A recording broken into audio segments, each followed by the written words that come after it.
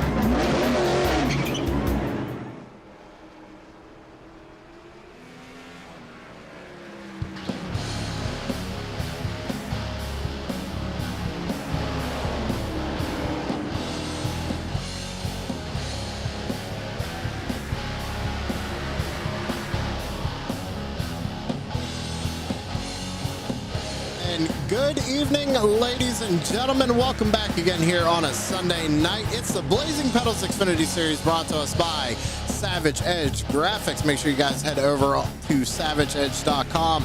Pick yourself up a truesimproductions t-shirt. That being said, we're coming at you live tonight from Martinsville Speedway.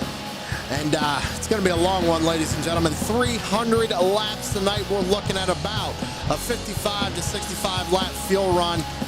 And it's going to be an interesting night, to say the least. Short track, tempers are going to flare. It is race number 2 of 3 of the round of 8. So with that being said, we know a couple of drivers got eliminated.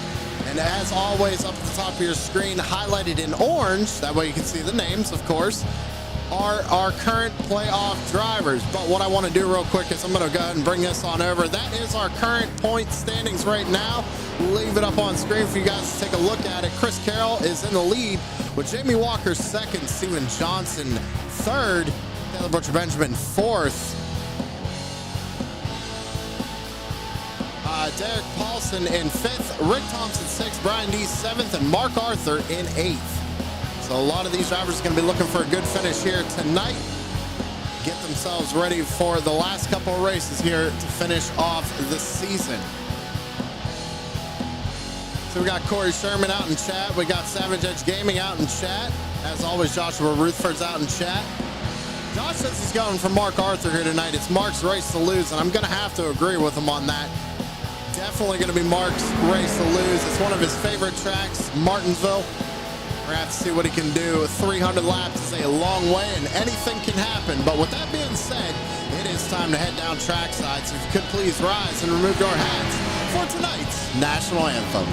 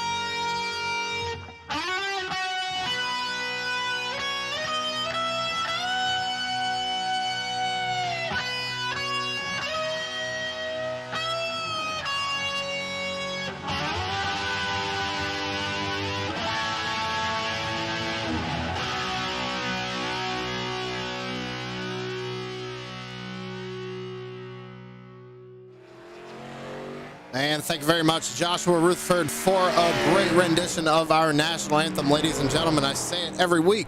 Go check out Mullet Music Productions over on YouTube. About a little under 9 minutes to go left here in qualifying. Taylor Butcher Benjamin just put it on provisional pole with a 19.55. Brian Dees just finished up his qualifying run as well with a 19.94. Good enough for third right now. Out on track right now is the number 64 of Joshua Rutherford on his second lap, heading down the back straightaway into turns 3 and 4. Currently fifth on the charts. See if he can improve here. A little bit of a lock up there, trying to get all he can out of that race car through the center of 3 and 4. Drifted up the track just a little bit. Looks like he's going to have to settle for sixth right now. 20.15. Jason Bauer in the number 9 coming across the line, get the green flag for his qualifying run. Let's see what the number 9 of Bauer can do. Good exit of turn 2 there, down the back straightaway into turns 3 and 4. Going to try and rotate that car all the way down on the bottom side of the racetrack, almost clipping that curbing down there out of turn 4 and across the line for his first lap. What does he put down?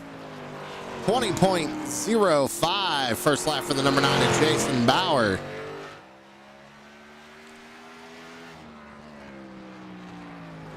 Back down into 3 and 4, trying to get everything he can. Little wiggle there out of turn number 4 to cross the line. Does he improve?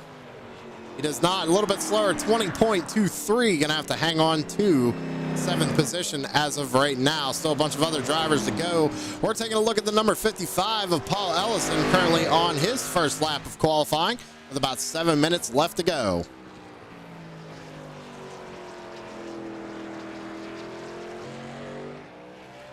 Ellison out at turn number 4, a little bit of a wiggle, crosses the line. First lap of 20.12, good enough for 9th position. Let's see what he can do here on lap number 2. Down and back straightaway into turns 3 and 4. Trying to get that car all the way down to that curbing, almost clipping it right there. Oh, clips the wall coming out of turn 4. That's going to invalidate lap number 2, so he's going to have to stick with now 10th. As we jump over to Rick Thompson, number 76, still in this playoff hunt, championship hunt. Currently 8th on the charts right now with a 19.97 first lap. Let's see what he does here on his second. Out of 4 and across the line. Gonna improve just a little bit. 19.93, hanging on to that 7th place position. Tanner Martin in number 4 out on track right now. Just got the green flag for his qualifying run with about 6 minutes left to go here in qualifying.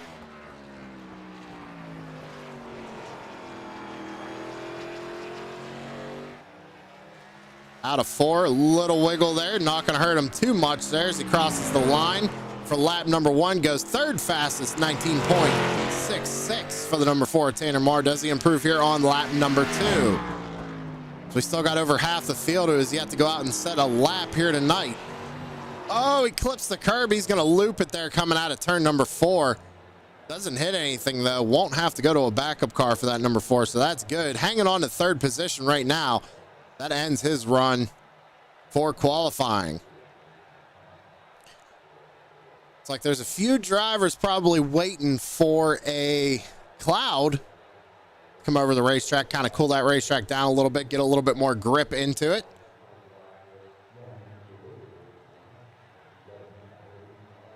Let's see here. There's nobody actually out on track right now. Austin Edstrom, he went 2nd fastest, missed that.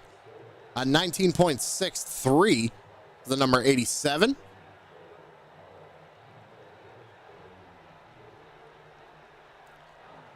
There we go. We got somebody heading out now. It's the number 71 of Chris Legou. Let's see what old Chris can do here in qualifying. About 4.5 minutes left to go. Out of turn 4, crosses the line to get the green flag.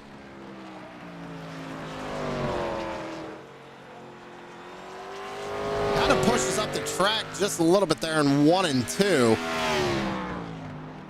Oh, hard on the brakes. Gonna fence it. Puts it into the outside wall. We'll jump on over to Dustin Ping in the number 81. Green flag for the number 81 of Ping. So we got a bunch of drivers out on track right now. Must have found the optimal temperature, track temperature, to get out there and set a good lap time. As Steven Johnson, 19.84, goes 7th fastest. Still looking at the number 81. Dustin Payne crosses the line for lap number 1. 19.72, good enough for 6th out on the charts. Down and back straight away into turns 3 and 4. Can the 81 of Ping do a little bit better? New quick time, Mark Arthur, 19.50. Ping crosses the line for lap number 2. He's going to jump up to 3rd with a 19.62. Let's jump over to Mark Arthur, who just set quick time, 19.50. Crosses the line for lap number 2. Is not going to be any faster, 19.83 on lap number 2.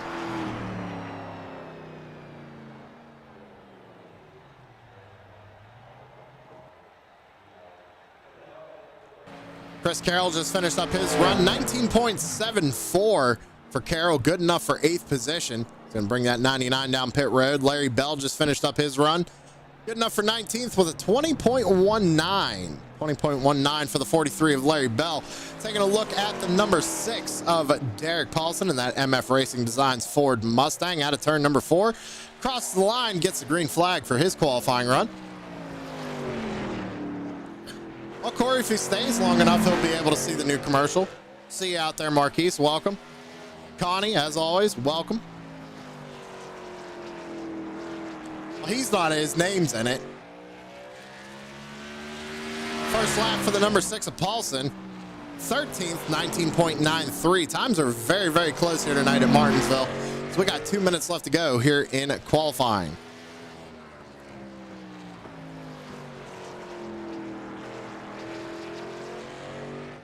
Out of turn 4 to cross the line for the number 6 of Derek Paulson. Does he improve on lap number 2?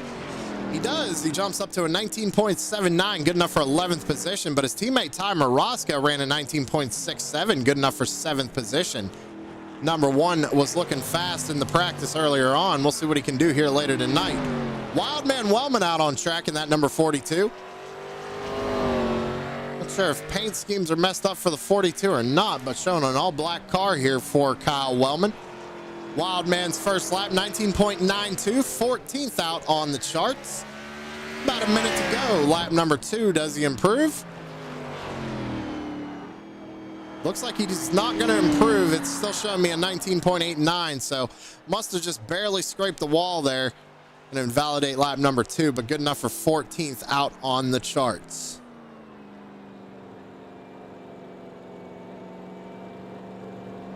Shelley's going for the number 44 of Backover. Backover is 18th on the board.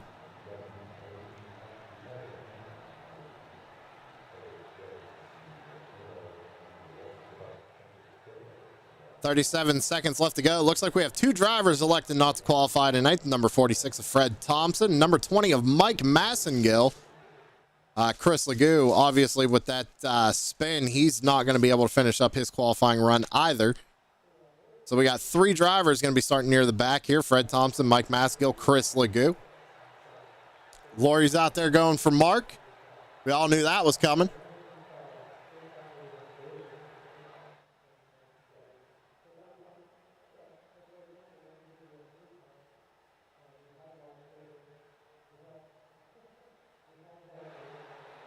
As that wraps up qualifying, it's time, ladies and gentlemen.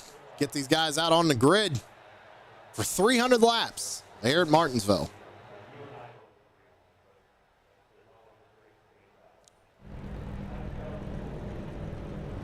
Here we go. Let's go through that grid.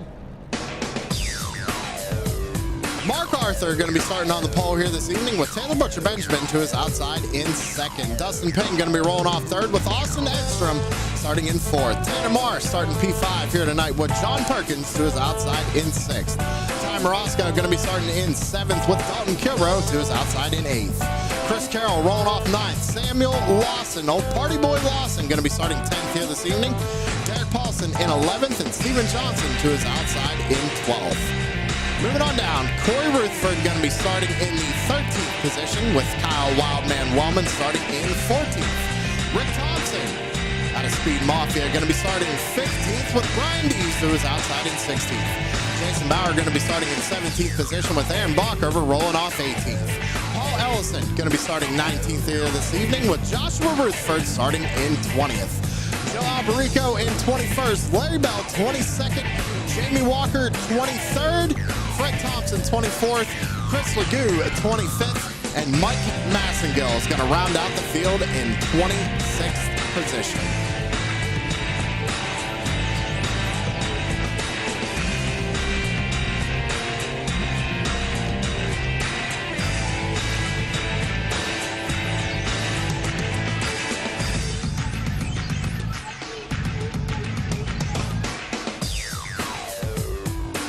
Smaller field than we're used to tonight, ladies and gentlemen. I think a lot of drivers are scared of Martinsville, if I have to say it, to be honest here.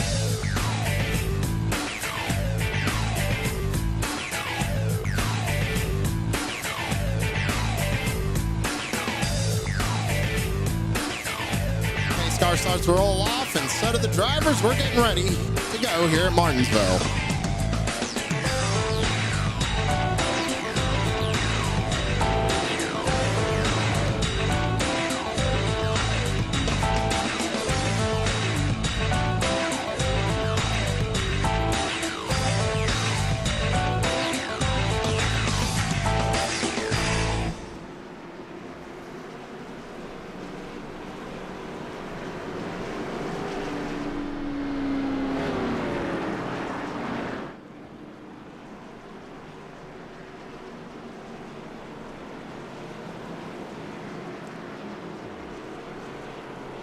The lights go out on the pace car. 1 lap to green. Mark Arthur, Taylor Butcher Benjamin on the front row. Dustin Ping, Austin Edstrom, row 2. Tanner Marr, John Perkins, row 3. A lot of people out in chat saying this is basically Mark's race to lose here tonight. One of his favorite tracks. Still in that championship hunt. Pace car's going to pull off. 26 drivers, 300 lap. It's the Blazing Pedals Xfinity Series. It's time to get it on here at Martinsville.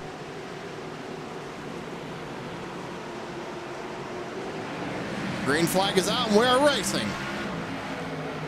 Down into 1 and 2. It looks like Mark's going to go ahead and take the lead away from Taylor Butcher Benjamin. That is going to be a challenge all night long. His driver's starting on that outside lane. You see Taylor already lost another spot there to Dustin Ping, who started on the inside row. Ping trying to get to the back bumper of Mark Arthur as we come around to complete lap number 1. Everybody trying to single file out, give each other plenty of room. A long race here tonight. We are going to be under our first yellow of the evening. Looks like it might have been the 42 of Wild Man Wellman. Let's go back and take a look.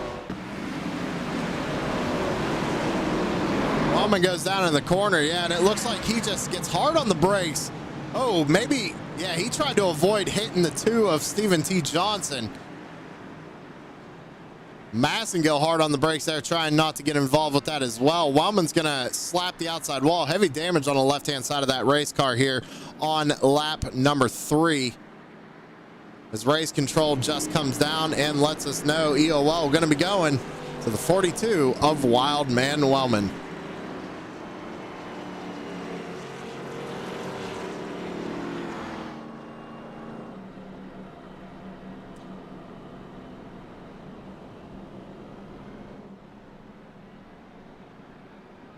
Give me 1 second here, ladies and gentlemen. Just got to go ahead and talk to race control for 1 second.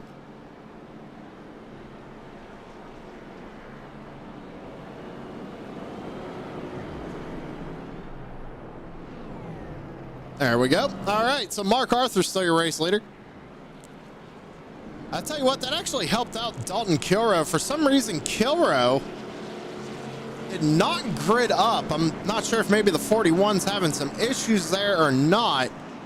He's going to bring it down pit side as well. Problems for the number 41 of Dalton Kilrow here early on. Is now, we saw that first initial start We saw Dustin Ping take advantage of that bottom lane. He got around Taylor Butcher Benjamin, but now he's going to have to start on the outside of Mark Arthur, and Taylor's going to have that inside lane advantage. So we'll see what the number 10 can do here on this next restart.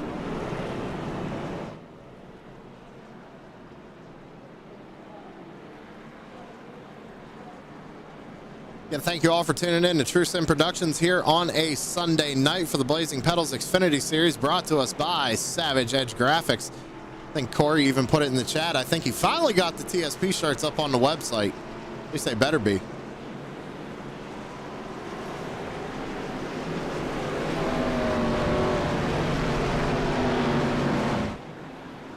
What about the that was netcode shirts, Corey? I'm telling you, man, those would sell like hotcakes if we get them out there. This car is going to jump down pit road. Mark Arthur in control of this one. He's got Dustin Ping to his outside. Ooh, Ping trying to get up next to Mark Arthur there, but Mark's going to have one heck of advantage on that restart. Green flag back out in the air. Now you see Taylor. He took advantage of it, got around Dustin Ping. Now Taylor Butcher Benjamin back up to second. Tanner Marr started on the inside that run, now trying to work his way around Austin Edstrom. Put Tanner Marr up into fourth. I think that's something every driver's going to have to worry about here tonight, is starting on that outside lane. You see Ping trying to fight back, trying to get that second position back away from Taylor Butcher Benjamin. Last time by, fastest lap of the race was Dustin Ping, but we're just now getting back up to full speed. Let's see what happens this time by. Taylor Butcher Benjamin, fastest lap, 19.82 for the number 10. And he's starting to get on the back bumper of Mark Arthur as we go on the roof cam here. Let's go on board Taylor Butcher Benjamin. Oh, a little wiggle there out of Mark Arthur. Taylor's going to get a run back down into 1 and 2. He's got the preferred line. Mark's going to pinch him down. They make a little bit of door contact there. Mark not giving up this race lead that easily. Taylor wants it, and Mark wants to keep it. As Mark's fighting hard up on that outside lane. That's something we're going to have to watch all night long, though, is that right front tire. How much are you willing to burn it off here early? Remember, drivers are only going to get 4 sets of tires behind pit wall, so you're really going to have to protect that right front tire here this evening. Not only that, even the right rear. I've seen a lot of drivers struggling with loose off of the exit of 4. Saw a couple of drivers struggling with that in practice. Mark's still holding tight. Oh, Taylor goes up towards the 12 just a little bit. Mark slots back in line. A little bit of frustration there on the radio. I can hear it, but y'all can't.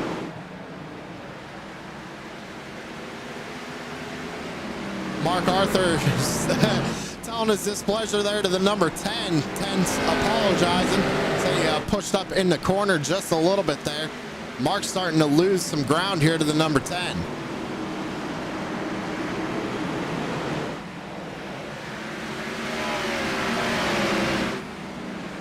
Everybody's starting to single file out. Now, this is something that we're going to be seeing all night long, ladies and gentlemen. Oh, caution flag out on the speedway. Not sure where it's at. Oh, big junker on the backstretch. Ryan D's involved, Samuel Lawson, Derek Paulson, 2 playoff contenders involved. I have to go back and see what happened with this one. There's it.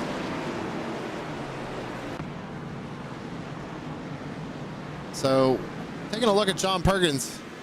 Looks like okay, so yeah, I mean, the problem with that there, it looked like, actually, let's go to Chris Carroll, because there's a big stack up there.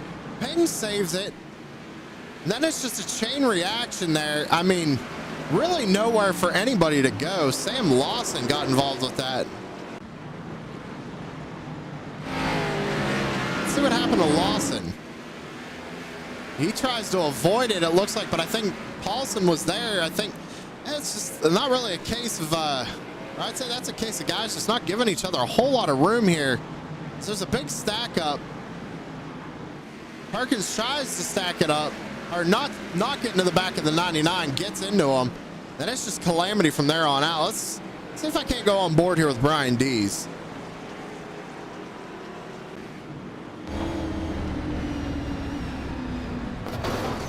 Oh, man. Almost missed it. Let's go on board with John Perkins, see what he saw.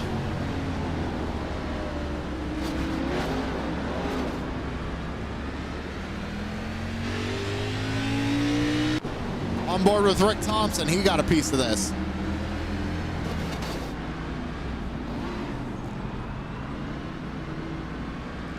On board with the 6 of Derek Paulson. Yeah, there's really not much Paulson could have done right there. He was out of the throttle on the brakes. But I think Lawson might have got the worst of this. He gets in the back of 33. He just tries to avoid the 99. And I think comes up into the 6 of Paulson. Let's take another look at it. Paulson goes high.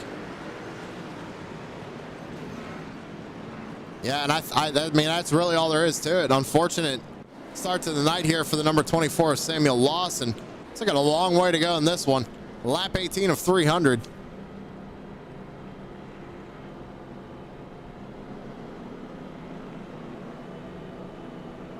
They were talking their race control is letting the drivers know what happened.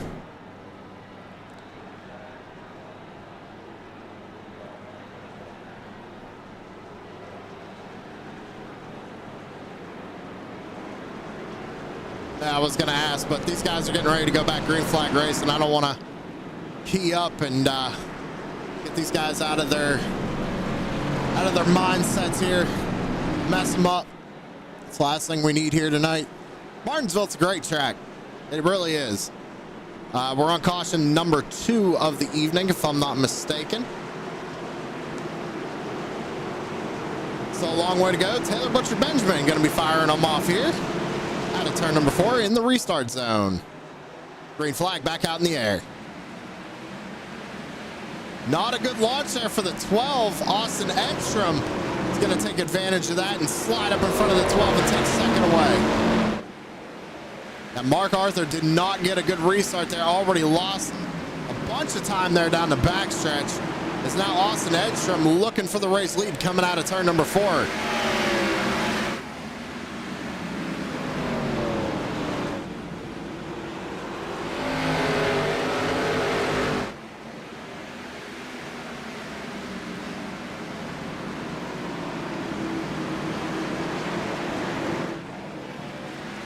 Lap 22. Taylor Butcher Benjamin continues to lead right now, but got a mirror full of that number 87. You see the arc the 87 is trying to take. He's trying to get a run off the exit of the corner to try and be able to pass him down into the next set of corners. But it's just not working out for him just yet. I think if Taylor burns off that right front a little bit more, Austin might be able to get the run here coming off the corner.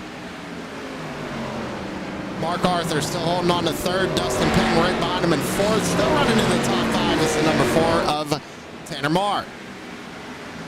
John Perkins just got knocked out of the playoffs. He's having a good run here so far, sitting in 6th. Was involved with that last caution,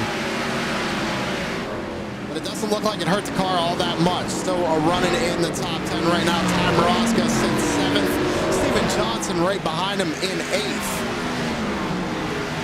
Corey Rutherford runs 9th with Jamie Walker right there in 10th. Walker, Tanner Marr, problems for the 4.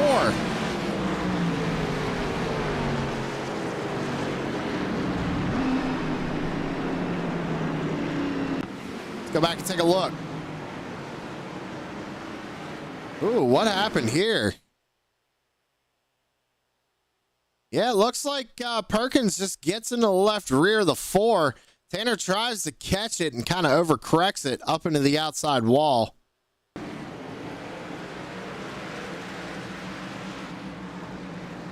Let's see if we can't. Yeah, he just gets into the corner and just gets the left rear of Tanner. Sends him around. Lawson's out in chat. Should still be racing.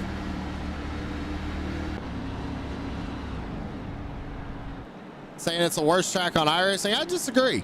I think it's one of the better tracks on iRacing. Yeah, I have to agree with Marquise on that one. I mean, if You know, people just take their time, be patient. I mean, we still got what? 275 laps here. I mean, those stack ups are going to happen. It's just guys got to give each other a little bit more room than that. In your position, it was either turn to avoid Carroll or hit Carroll. It's just Derek Paulson just was on the outside of you there and turned around. But Paulson's on pit road right now. Tanner on pit road. Looks like, well, it looks like Tanner just, I don't know if Tanner is done or not. Definitely looks like it.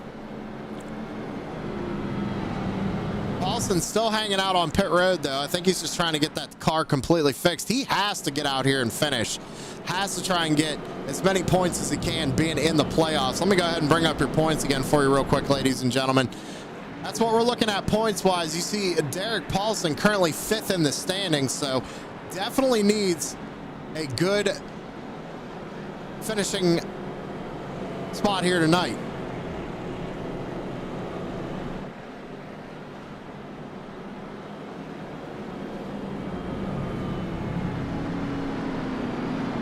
You know you can get the engine fixed.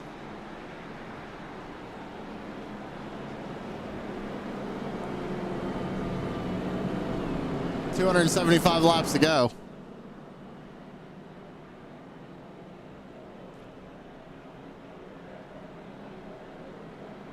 So Taylor Butcher Benjamin still your race leader. Austin Edstrom in 2nd. Mark Arthur 3rd. Dustin Pink 4th. Ty Morosco rounds out your top 5. Now, remember what I said earlier about fuel run, about 55 to 65 laps. So we've had 3 cautions so far. So you might as well extend that to about, I'm going to take a wild guess and say till about lap 80 is when we're going to see our first set of pit stops. Question is the car going to get tight on these drivers enough to where we might see a 2-tire strategy late in the race?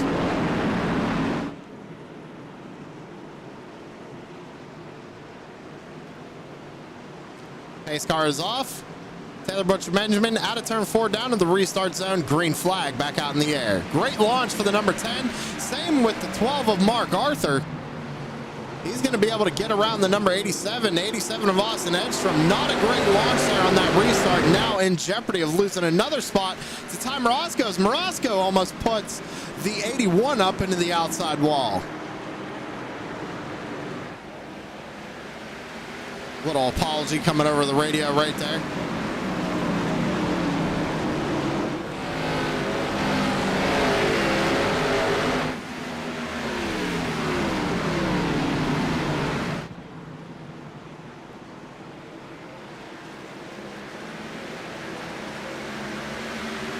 Looks like we have a driver coming out of the infield care center right now. It's the number 4, Tanner Marr. Tanner, walk me through what happened out there. I'll be honest, brother. I don't know. I know. I think it was Payne got loose in front of me a little bit.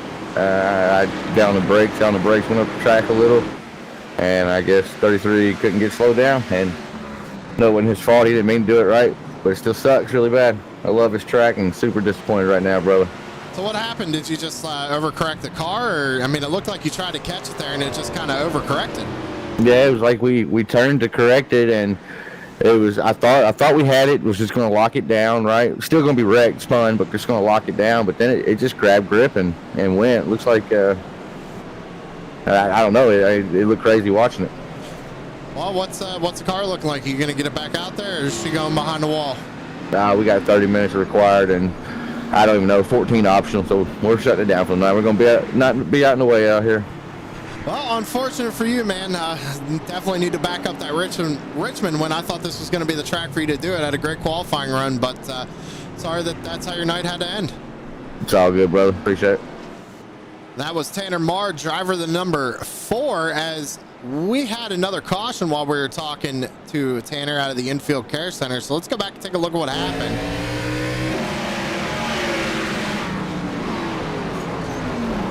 Oh, man. Big wreck.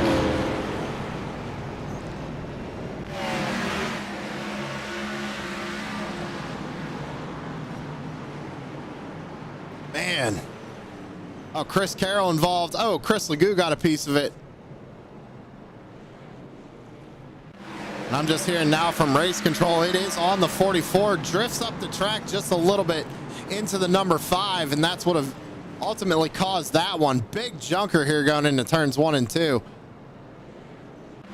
Take one more look at it. We'll actually take a look at it right there. You can see it just barely. The 44 comes up, gets into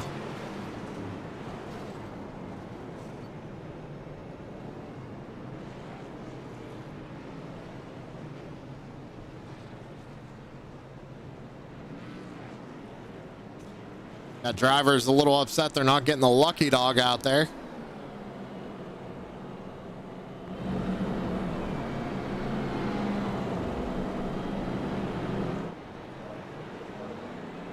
It was supposed to be Derek Paulson in the number 6, but I think because he slowed down for that wreck, at least this is what he's saying over comms, is that when he slowed down, it wouldn't give him the lucky dog. But there could have been a chance that maybe he wasn't the lucky dog on that one. I'm not 100% sure. I wasn't keeping track of that just yet. We're still pretty early in this one. But the 44 ultimately being the cause of that one, coming down from race control. So 44 is going to be getting the UL on that one.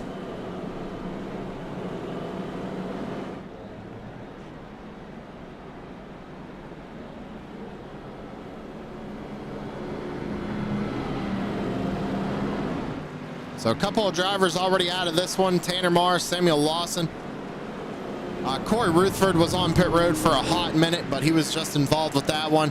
I see Shelly out in chat. She's not too happy with that. I'll show you. You got to tell Bockover, man. He can't car high, you know? Next time you're with him, just be like, hey, Aaron, car high. One more time. Taylor Butcher Benjamin to Austin Edstrom. Green flag back out in the air. Another good launch for Taylor Butcher Benjamin. As we go back and take a look at Mark Arthur. He's trying to get around that number 87. Take advantage of that 87 being on the outside lane here as we go back down into 3 and 4. Edstrom's going to kind of pinch the 12 down coming off the corner. Trying to make that outside lane work. Looks like it's working right now. Mark almost thought about jumping back in line, but oh, he's gonna go up and head toward the number 87 up out of the way.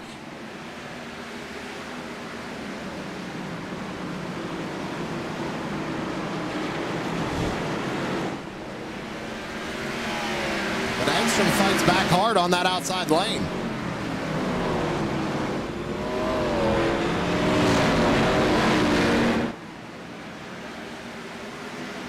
Oh, we got another caution. Martinsville, we knew it was coming. Bauer just hard on the brakes, man. Might have had a little too much rear brake bias in that thing, and yeah, unfortunately, Bauer's going to probably be the cause of this one. Goes in a little too hot, loops it right there. So we know Derek was worried about getting his lucky dog there last time. Should get it this time.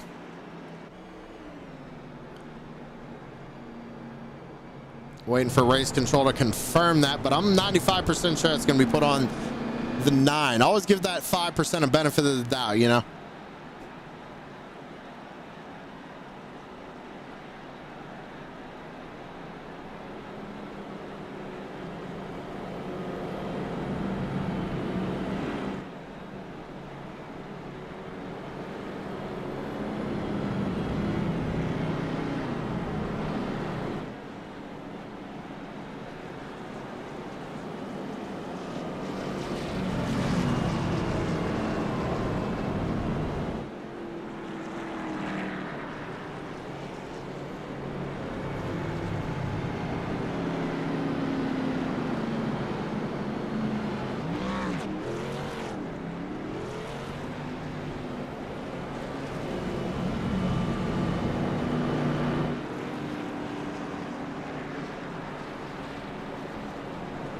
Taylor Butcher Benjamin still in the race lead. Now, with these cautions, again, ladies and gentlemen, I was told by a driver earlier on that our fuel run is going to be about 55 to 65 laps. However, with these cautions, these guys are just doing nothing but saving fuel. So, and with Martinsville, again, you do want to protect that right front tire and that right rear tire coming off the corner. However, caution laps, I mean, all they're doing is cooling them back down, and they're going to be at optimal temperature once again. They're going to be able to save them a lot better. So we might see some varying strategies here throughout the race.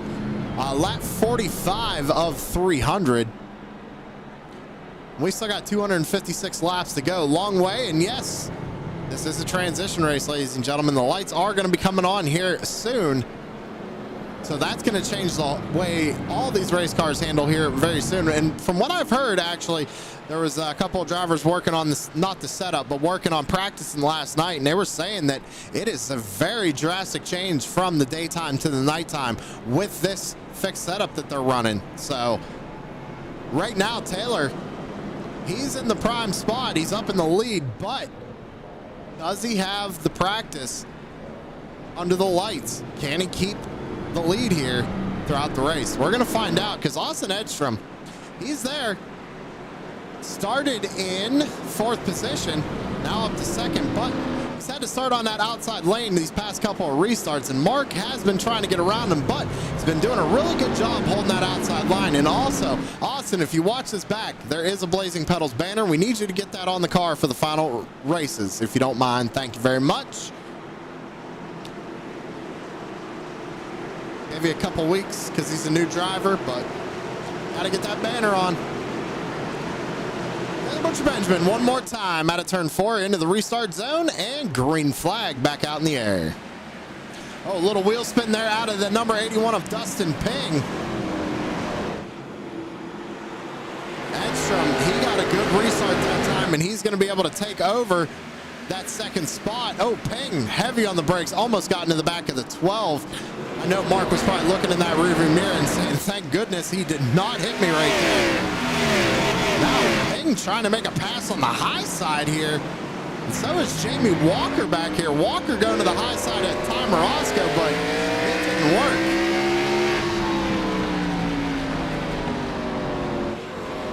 Now Walker going to lose a couple of spots here. He jumps down to the inside lane to try and cover off that 33. It's exactly what you got to do here at Martinsville. Get down to that bottom line as soon as you can. See Payne covering off Morosco. Morosco going to try and make a pass here on the bottom side of the racetrack. Also, ladies and gentlemen, if you don't mind, out in chat, we got to say congratulations to Ty Morosco. Just got engaged yesterday. So congratulations, Ty Morosco. Going to be getting married here soon. I need a congratulations, Ty, out in the chat from everybody, if you don't mind.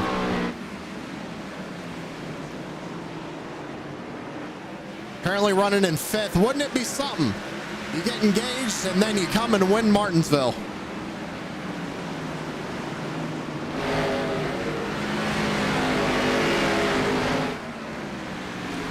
Everybody single filed out right now. Go back, take a look at Larry Bell running in 10th. Larry's having a really good run here tonight so far. Maybe the bad luck turning around for this number 43 car. Somebody got a piece of the outside wall right there. It might have been Walker having some electrical issues there.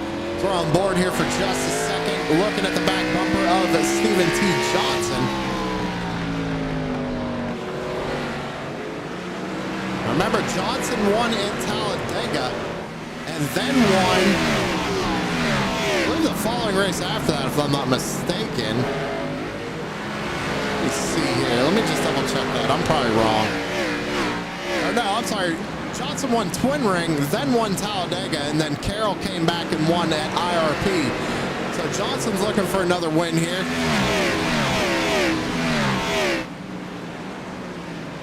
Yeah, Walker having some electrical issues. He's gone completely. I think that's it. Oh, he finally came back. So with that, ladies and gentlemen, we all know what it's called. It's called blinking.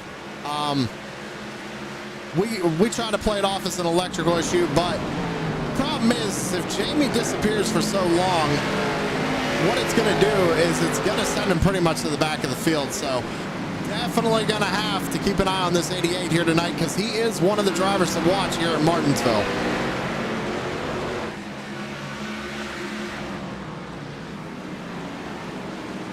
Connie's out there, says, congratulations on the engagement for Ty, but not on a win. I mean, come on, we can agree it would be kind of cool if Ty came out here and won it after getting engaged yesterday. I think that would be pretty cool. I know y'all are going for Mark. He's still running in third. And I think what he's doing is he's kind of hanging out back here and just saving them tires. Long run yet to go. Remember, we've had a few cautions, so they've been able to save fuel. So that 55 to 65 lap fuel run is completely thrown out the window, at least for this first fuel pit stop.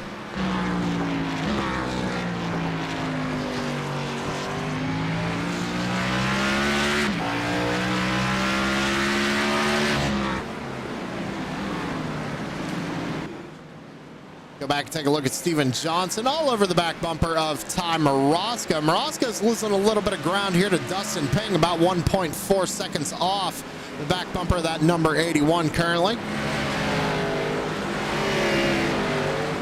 And Mark's about, let's see, 1.2 off of Taylor Butcher Benjamin. New race leader Austin Edgstrom.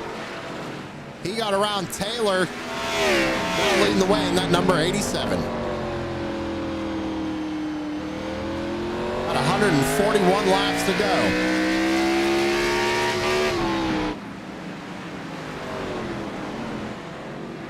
But is this 87 burning his stuff up? Already starting to gap that 10 car by about a second here. Going back into 1 and 2. See the rotors glowing on that number 10 car. We go back to Mark again. He's losing time. But is this by design is the question.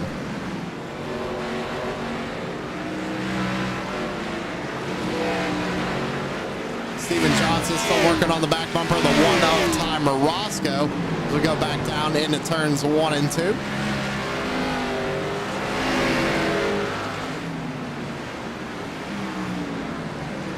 I think a lot of people love this track, man. I mean, Martinsville is a good track. Just takes a lot of patience. You got to get into a rhythm. You got to be disciplined. It ain't about bombing a guy into the corner to pass him. You got to set him up. That's what we see Steven Johnson trying to do. He had a good run there on Marosco, got to the inside, but clipped that inside curbing, had to back out of it to not get into Marosco, and now trying to do it all again. It's going to take him a few laps to make that pass happen.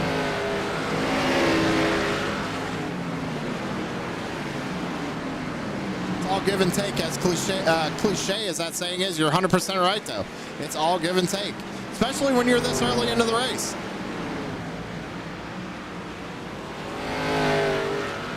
Connie says he won the girl, doesn't need to win everything. Hey, Marosco's still looking for that first Blazing Pedals win, though.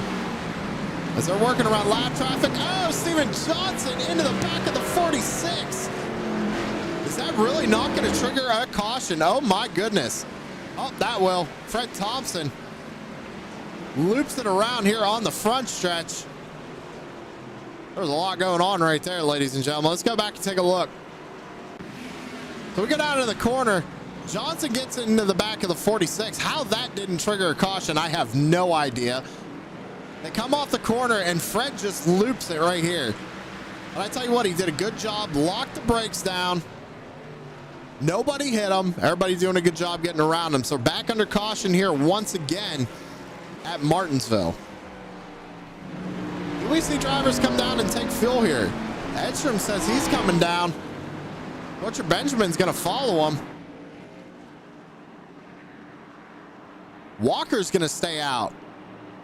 It's a strategy being played by the number 88, but that's actually not a bad strategy because he's going to get 5 bonus points right here for leading a lap.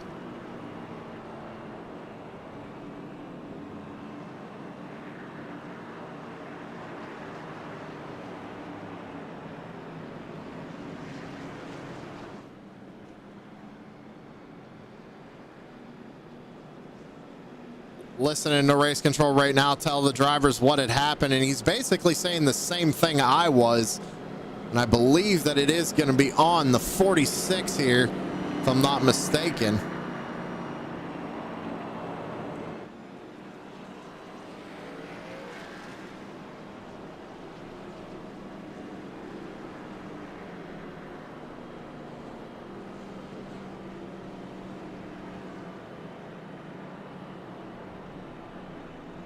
Lap 69 of 300.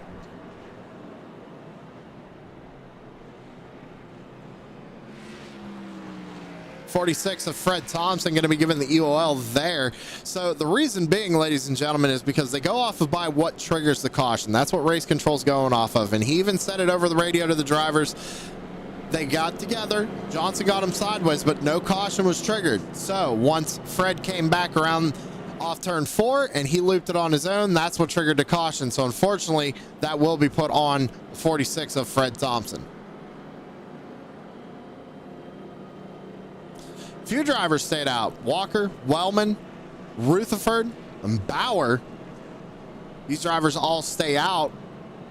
First driver back out is Mark Arthur, fuel only for the 12.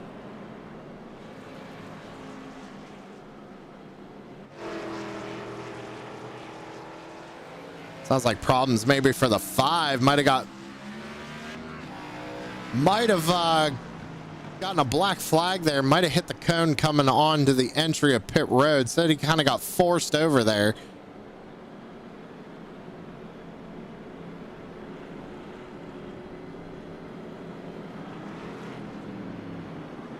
Lights are going to go back out. Now it's Walker and Wildman Wellman front row. How about Joshua Rutherford? Which, by the way, oh, look at that. Everybody's starting to come in now. I didn't realize we had a couple more drivers join, but we do got Josh up on in-car tonight. There he is. Gonna be starting in 3rd here on this restart. Let's see what he can do. See how he works that wheel.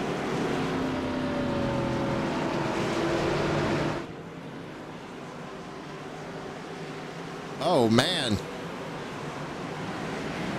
Wow, that was a really rough start there. Joshua Rutherford now up to 2nd. I don't know what was going on with Wildman Wellman there, but he hung back off of Walker immensely. I think what they're worried about, ladies and gentlemen, is there is a restart box. And I don't know why that stopped working. That's awesome. We got Corey Rutherford, Paul Olson, Rick Thompson on in-car as well, along with Steven Johnson as always.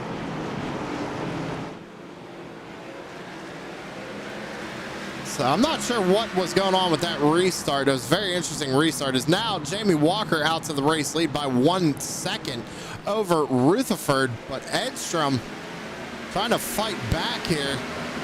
I didn't see Edstrom ahead of Mark Arthur there. I might have, SDK might have did something funky on me. Rutherford's going to get pushed out of line. Todd thought about taking it 3 wide, but he's going to have to back off. Now might lose 1 or 2 spots as Rutherford goes all the way up the track. I think he's just trying to get out of the way of everybody right now. Doesn't want to be up near the front.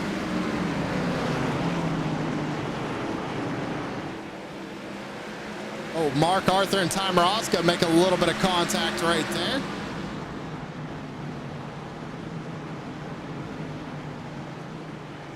Carroll saying something over the radio.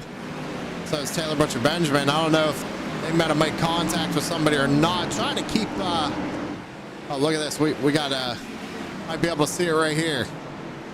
Taylor gets into the back of Mark. Woo. Lucky that didn't spin anybody.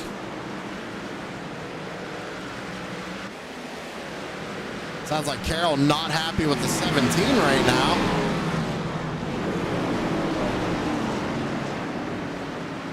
He's trying to work his way around Corey Rutherford. It's all is for position. Going to the inside of Carroll. Carroll's got that car fixed. He had some damage from an earlier accident. 3 wide coming off of the turn. Trying to work the way around Joshua Rutherford. Now we're 3 wide almost there through the center of 3 and 4. Now Austin Edstrom did take tires, and he's now back out to the race lead. Now Dustin Ping also took a set of tires. Ty Morosco did not, currently in 4th. Steven Johnson in 5th. He took a set. Wellman took a set. Taylor, John Perkins, Rick Thompson, Dalton Curo. Then we go back to Mark Arthur, who did not take a set of tires.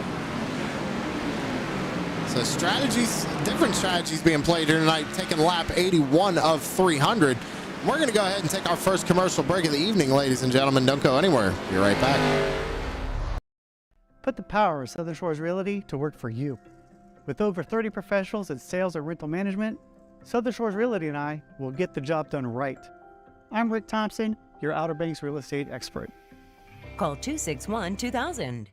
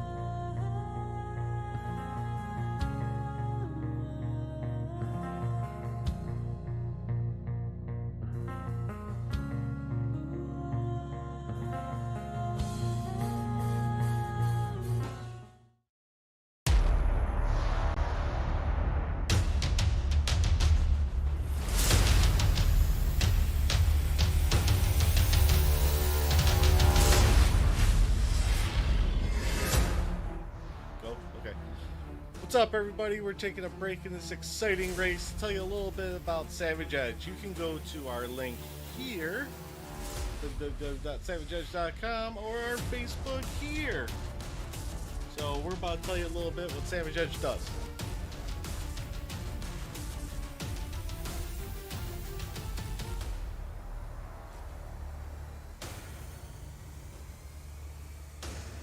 Have you ever wanted to put your face on a t-shirt or maybe your iRacing car? Well, we can do that for you at Savage Edge. Take a look at our direct-to-garment printer.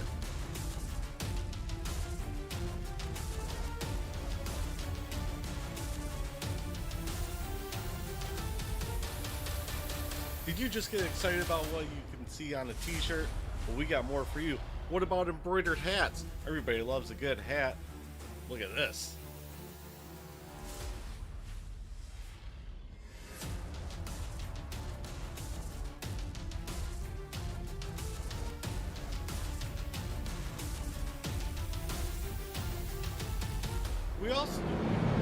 So we do have to cut that one a little bit short there. Sorry, Corey, but we're back under caution.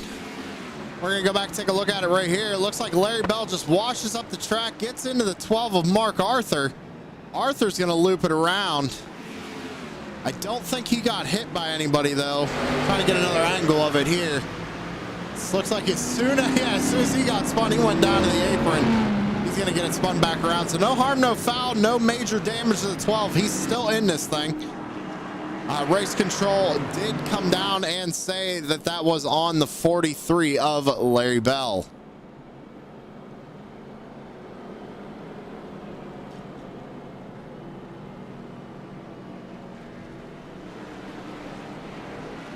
Like Tanner said in the chat, though, that is going to allow Arthur come down pit road, get 4 fresh tires, so he will have the freshest tires out of everybody who has already taken tires. But the problem with that is now he has to work his way through the field.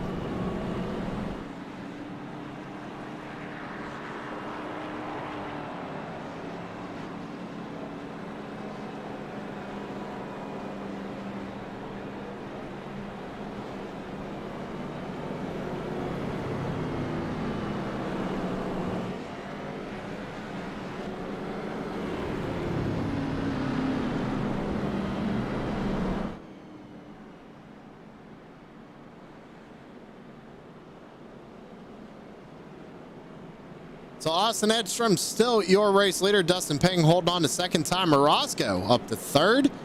Steven Johnson now in fourth. Taylor Butcher Benjamin fell back to fifth, but still inside the top 5, obviously. John Perkins runs sixth. Rick Thompson in 7th. Dalton Kilrow 8th. Joe Albarico up 12 spots in 9th.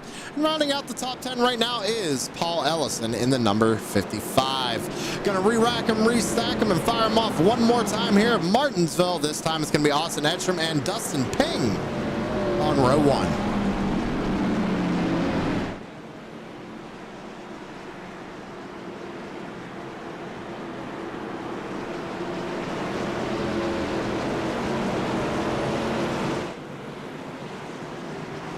Here we go.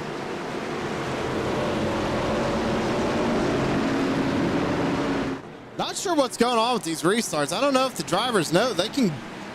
Oh, Timer Oscar, big wiggle out of the 1. He spun the tires there. Now Ping, he's going to get shuffled back. Albarico and Perkins making some contact. Almost 3 wide going into 3 and 4, but they back out and... Keep it straight. Man, what a wild restart. That was definitely a wild restart right there. I don't know what's going on with some of these guys with the restart zone, man. It's getting a little oh, we got another caution. Something going on here in the back. Brian Dees maybe. Let's go back and see what happened. Ooh, Wildman had to get hard on the brakes. See if I can't get a better angle of this. So there's a big stack up there. Carroll and Walker. Walker checks up to not hit the 83. 99 checks up to not hit the 88. Wellman checks up. Arthur gets into the back of the 42. Wildman Wellman.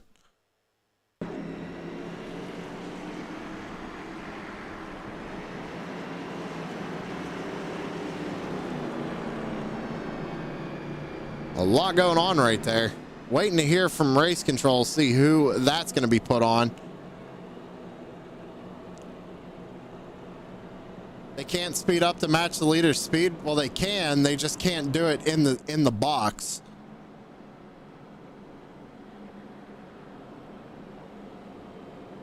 It shouldn't black flag them unless they're in the box and going faster, or if they're above the leader.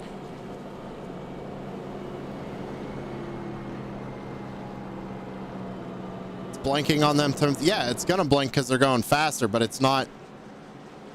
It shouldn't black flag them. And if it does, just have Garrett clear it, because it's kind of screwing the outside lane, to be honest.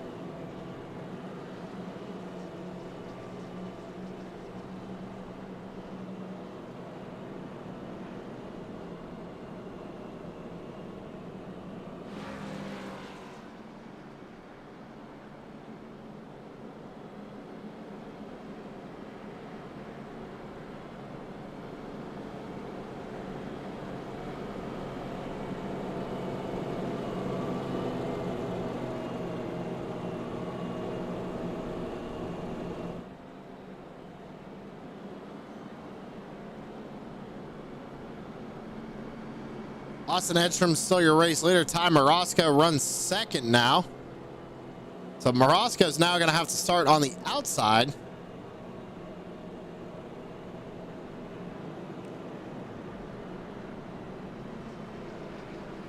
Butcher Benjamin, his teammate's going to be on the inside, so there might be some teamwork here.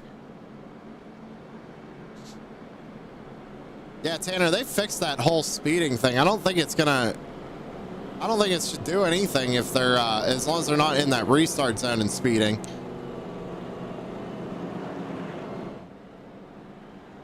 But like I said, if they are, I would just have them key up and have Garrett take care of it. The hammer. Because, I mean, that leader's getting a heck of an advantage now. Not only can they fire in this restart zone, but they're scared of it. I mean, if they can get a black flag cleared, they really shouldn't be scared of it. You know what I mean? Like I said, just key up and say, hey, man, it gave me a black flag, but I did nothing wrong. I started where I'm supposed to. So Garrett will look at it and probably clear it. That's what I would do.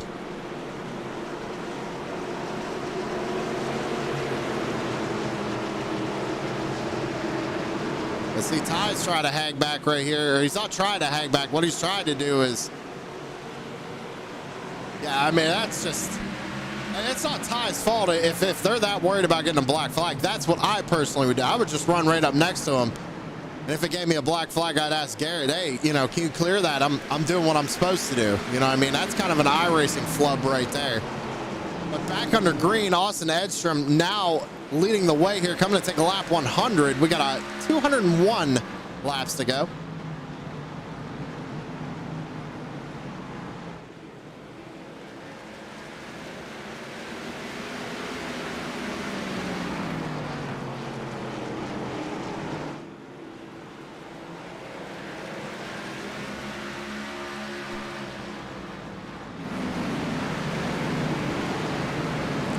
Back, take a look at Steven Johnson, up 8 spots to the start of this race.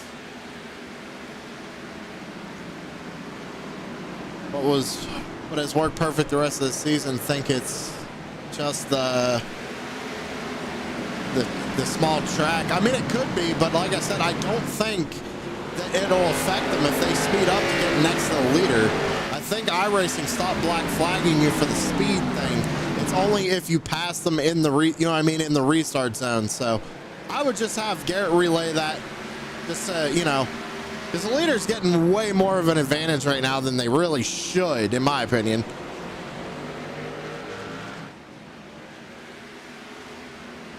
Ty actually, he was, I think, the closest up there besides Mark the whole night to the leader. Everybody starts to single file out. Chris Carroll's moved up to 8th after getting in a few incidents here this evening. Car doesn't look all that bad, though, for the number 99, so he should be able to hang on and get a decent finish here tonight. Current points leader right now, number 99.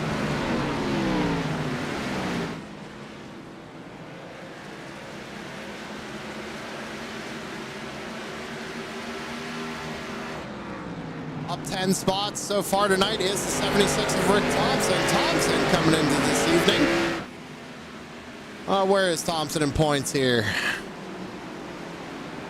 6th in points, so needs a good finish here tonight to kind of get a few extra points, try and get himself in that final 4. Everybody's working their way around the number 46 of Fred Thompson right now. Thompson goes all the way down to the inside, trying to give plenty of room. Doing what he's got to do here. Everybody working their way around him on the high side. There goes Perkins and Kilrow. Let's go on board here with Rick Thompson. See if I can't bring him up on camera here too. Let's see if he's got the lean going on tonight. He's not leaning too hard tonight. Must not be a leaning track.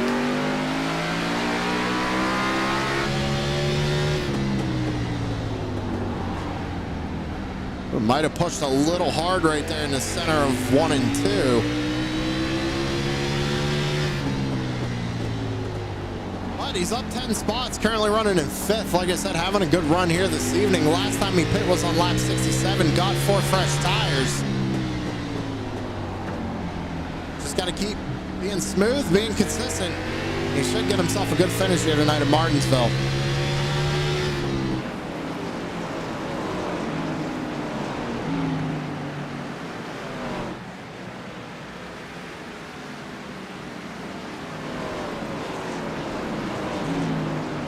Everybody's starting to space out just a little bit, except for back here in the back of the pack. Mark Arthur trying to work his way through traffic.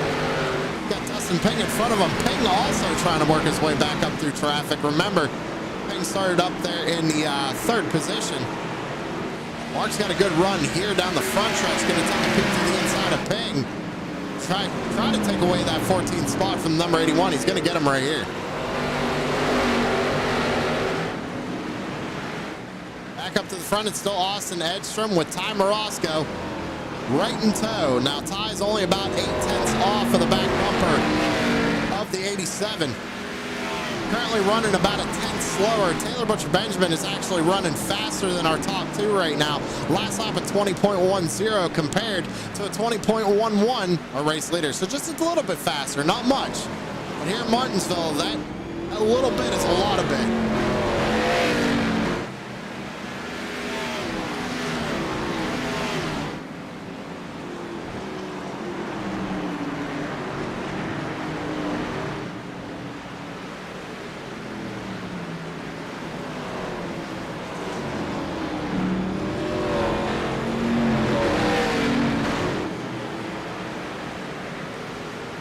that, we still got Steven Johnson. He's trying to get to the back bumper of the number 10. Just can't quite get there. He actually lost a little bit of time that time by. Now leaders working their way around the 46 car once again. Oh, Johnson and Fred making a little contact.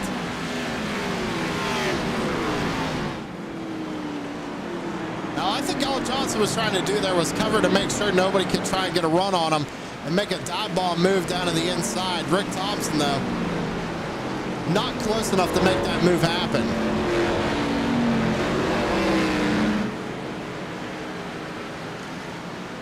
Dalton Kilrow started in the 8th spot, now currently running in 6th. But remember, he actually, I think, missed the grid, if I'm not mistaken. That first caution really saved the 41. Now he finds himself running inside the top 10, but he does have Chris Carroll right behind him, the number 99. And Carroll's running in 7th. Carroll started in the 9th position. Last time by for Carroll was a 20.42, so he's still about 3/10 slower than our race leader right now.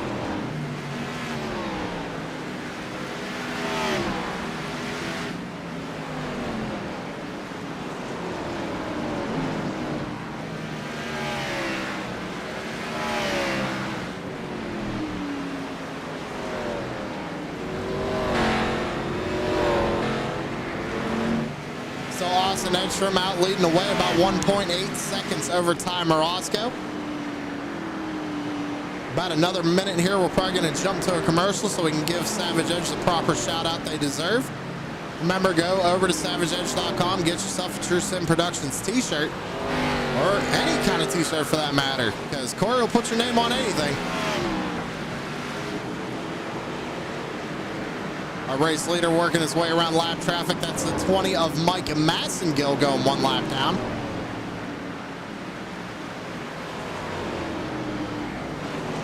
Kind of trying to go through the field right here. Jamie Walker is up 14 spots right now since the start of the race, sitting in 9th. Got a lot of work to do though if he's going to want to get back up to the front. Paul Ellison running in 10th, and then Mark Arthur right behind him in 11th. Now remember, Arthur pit on lap number 96. Well, not 4 fresh tires on 96, but he is on the freshest tires out of our race leaders as of right now. Same with Dustin Ping right behind him, but Ping locks up the left front going into 1 and 2. Goes up the racetrack, almost lost the position there to Wildman Wellman, but keeps it straight. You see the rotors really glowing on that number 81 car. He's really using the brakes here tonight at Martinsville.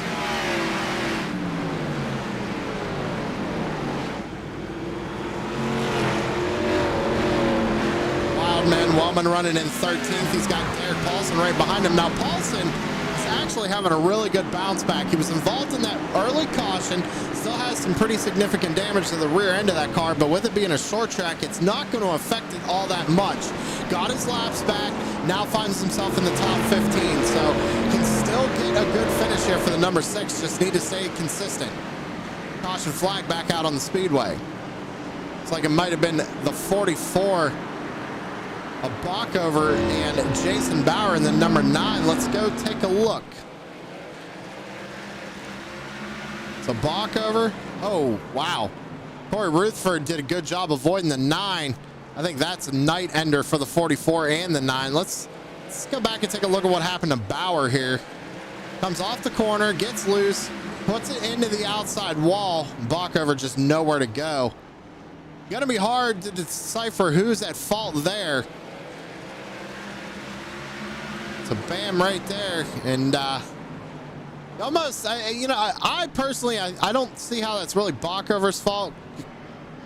Give me 1 second here.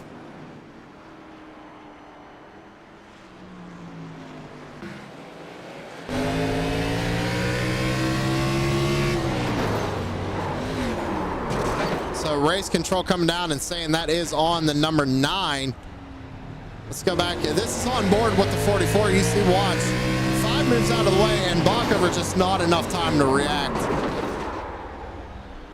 It's just a shame that Bockover finally gets his stuff working. He's able to go ahead and race here tonight at Martinsville, and having bad luck all around in that number 44. A lot of drivers are on pit road. Here's the thing with that, though. You got to make sure you stay to the right. A lot of time can be gained on pit road. Drivers doing a good job staying to the right of pit road here. Now, Edstrom came down lap 126 right there. He did take 4 fresh tires once again. I think that's a gutsy call, but I think with the way this race is shaping out, you should be able to take tires the rest of the way irregardless. Let's see, Ty Morosco, 4 fresh tires. Same with Taylor Butcher Benjamin. Dustin Ping actually tried a fuel-only strategy to try and get that track position. And Chris Carroll right behind him, 4 fresh tires, now up inside the top 5.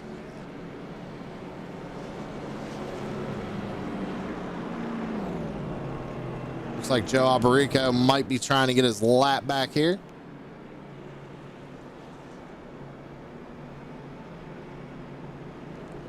I think he was the first car 1 lap down. I'm not 100% sure on that. Looks like Rutherford's going to be able to get a wave around here. He's out in front of the race leader.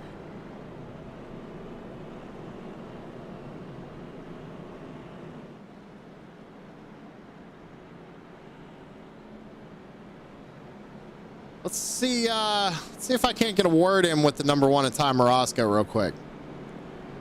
Ty Morosco, Sam in the booth, got me. Yeah, I gotcha. How's it going out there, man? Running second right now. How do you feel? Feel pretty good. I like Martinsville. Track's it's getting a little tighter. Car's getting a little tighter. Wish we could loosen it up a bit, but we're running good. We're in second. Running second here tonight. Looks like you're getting ready to go back green. Wanted to bring you up because I know you just got engaged, so we got a bunch of people saying congratulations to you out in chat, man. So go get yourself a win tonight.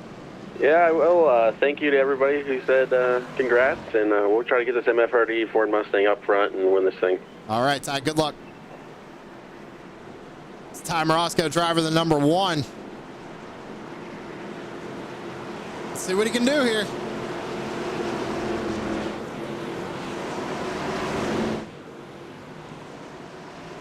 That turn 4 one more time. That's from another good launch. Ty might have spun the tires just a little bit. Now under pressure from the 99 of Chris Carroll.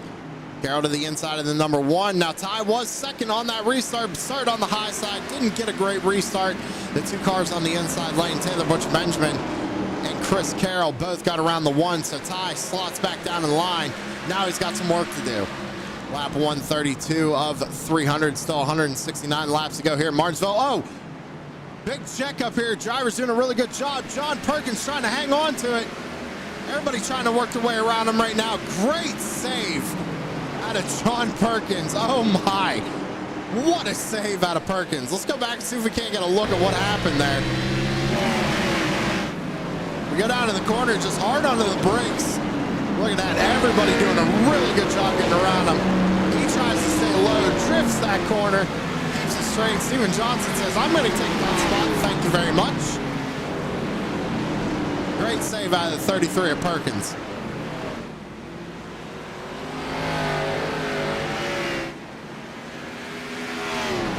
Taylor Butcher Benjamin last time by, fastest lap of the race. The leader ran a 19.67, but Taylor ran a 19.66. Chris Carroll now up into 3rd. Remember, he won last week at IRP, trying to go for 2 in a row. Ty Morosco losing some time here. Maybe just trying to save a little bit of tire here, but he is under pressure from the number 76 of Rick Thompson. Jamie Walker up to 6th. Him and Mark Arthur side by side down into 1 and 2. Mark had to drift up the track just a little bit. Relinquish that position to the number 88 for right now. Mark back to 7th. So a long way to go in this one, though, ladies and gentlemen. Anything can happen.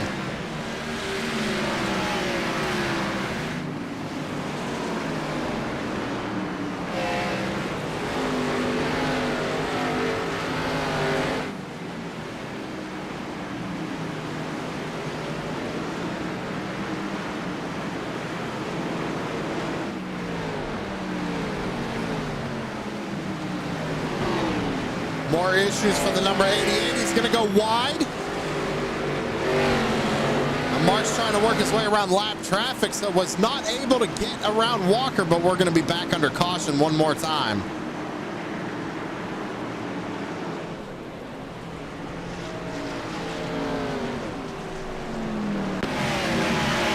Take a look at what happened. Oh, Chris Legoo, hot and heavy into the corner. Gets into the 43 and sends Larry Bell around. Let's take a look at it one more time. Yeah, just hot and heavy into the corner right there. Oh, gets into the 41 just a hair. But gets into the 43 a little bit more. Sends Larry Bell around. I have a feeling race control is going to come down and throw that on the number 71 of Chris Legoo, unfortunately.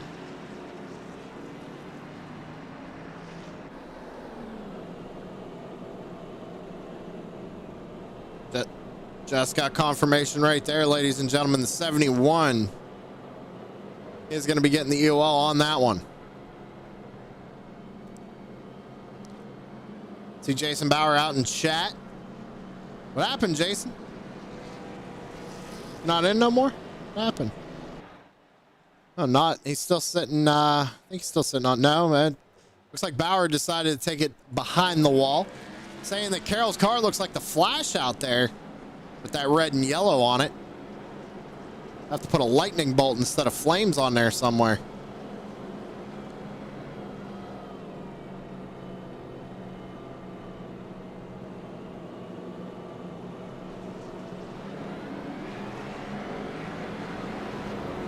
Car's junk. Oh, man.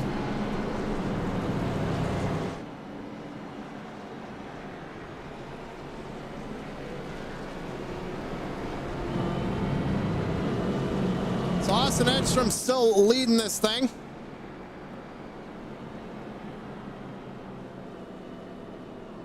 Think he actually got the fastest lap back as well. 19.61.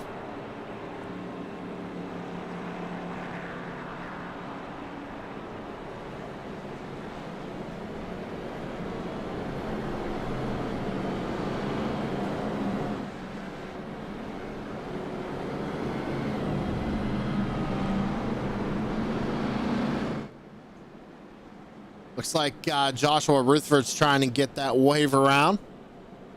Put himself back up on the lead lap. Rutherford currently scored 1 lap down.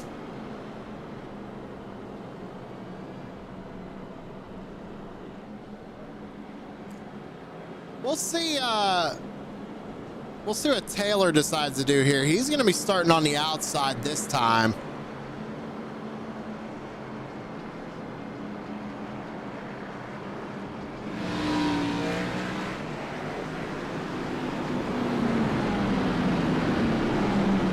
Taylor's playing this smart right here. You see what he's doing? He's trying to get a little bit ahead of that 87.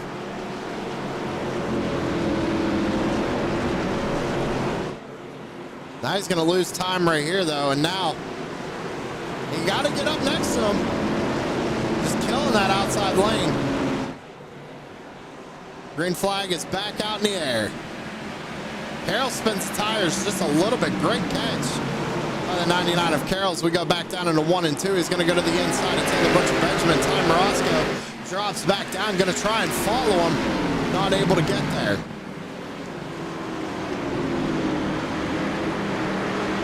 It's the biggest thing, ladies and gentlemen. Those restarts are going to be key. You got to get back down to that inside lane as quick as you can. Now, Chris Carroll up to second. Now has the sights set on our race leader, Austin Edstrom.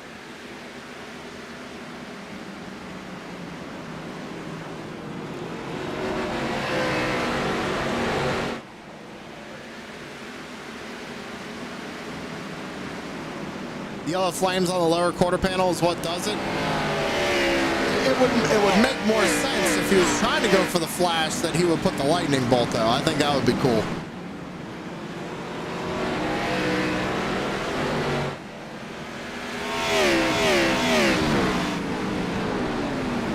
Last time by, Carroll was about a 10th quicker than our current race leader.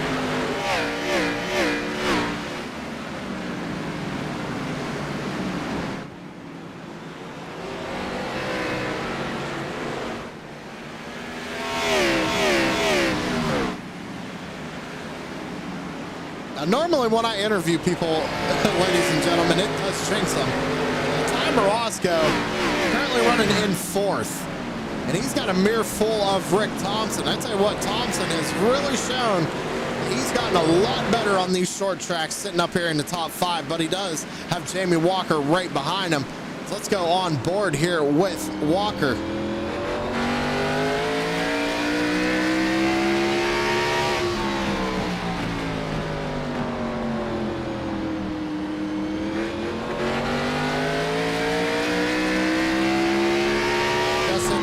Productions halfway point, or we are going to hit it this time around.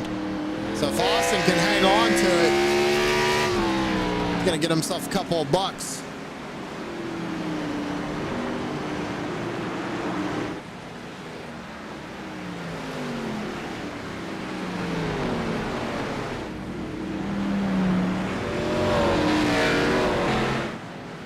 Remember, ladies and gentlemen, drivers highlighted in orange at the top of your screen are the ones still remaining in the playoffs. Edstrom trying to work his way around 46 of Thompson.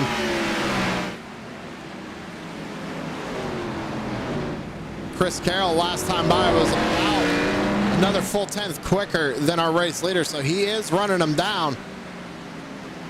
It is going to take him a while, though. Most of these drivers last pit on lap 126. Dalton Kilroe came down for fuel, it looks like, on lap 140. He's sitting back there in the 14th spot. So lap 153 of 300 just got through halfway. Orange or yellow? I guess it's technically orange. Our playoff colors is yellow, but when I had it yellow, you couldn't see the white name behind it. So I put it as like a lighter orange to try and contrast the white. Oh, one stopped on the backstretch. It's Mike Massengill. I think he tried towing before the leaders got there, but that's going to go ahead and throw us under caution one more time. Let's go back and see what happened to old Mike Massengill. Comes off the corner. Oh, just loses it. It's real loose. Hits the inside wall heavy. He sits there for a hot minute. See our race leader going by right there.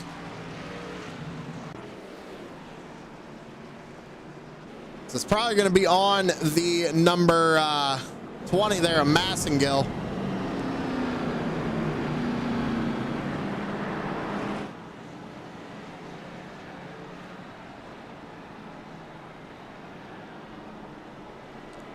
I don't know, Lori, what color would you call that, orange or yellow? I'd say it's like a lighter orange. We could say it's yellow, though. That's fine. The biggest thing is that you guys can read the names behind that color. That was the biggest thing.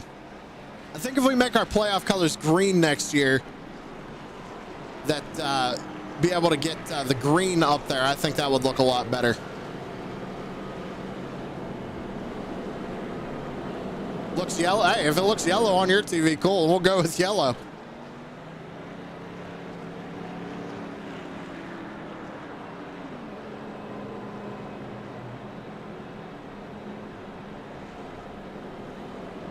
You know, I've always said that we should go with some crazy color like that.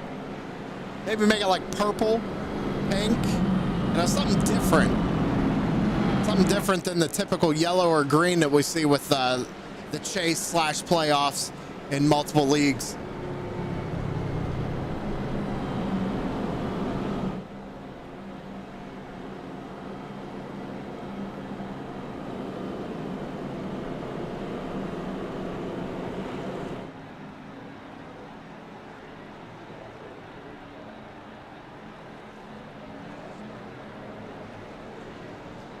Who we got on in car again? Let's see here. Corey Ruthford, Paul Ellison. Paul's hiding in the dark. Let's pull him up. Check him out. He's hiding in the dark.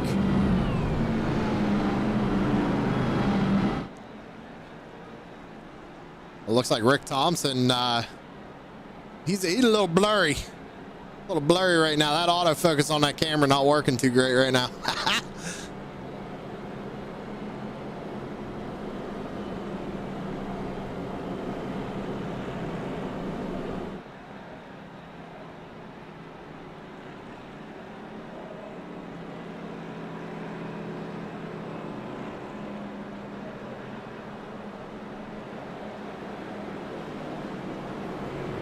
Lights are off on the pace car. Chris Carroll's going to have to start on the outside of Austin Edstrom this time. Let's see what Carroll does here on this restart. Remember, driver's been struggling really to stay next to the race leader here all night long. Let's see what Carroll does.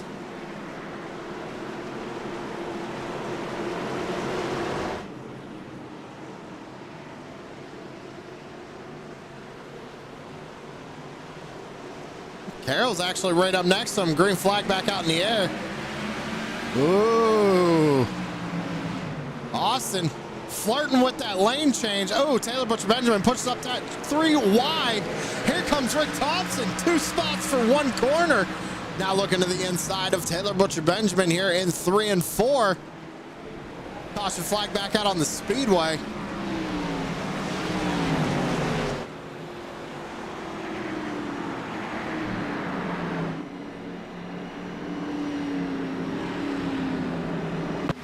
Looks like problems for Rutherford. Oh, Rutherford brakes. Ping gets into the back of him. Wellman hard on the brakes trying to avoid it. He gets wicked loose here. Let's take another look. Right there. They make contact.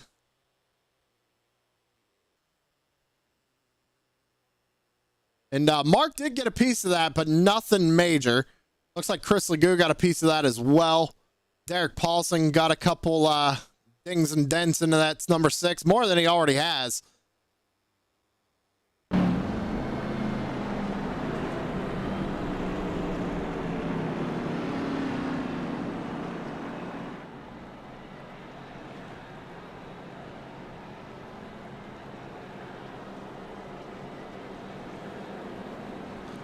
Just heard from race control, 81 going to be getting the EOL on that one, getting into the back of the 64 and sending them around.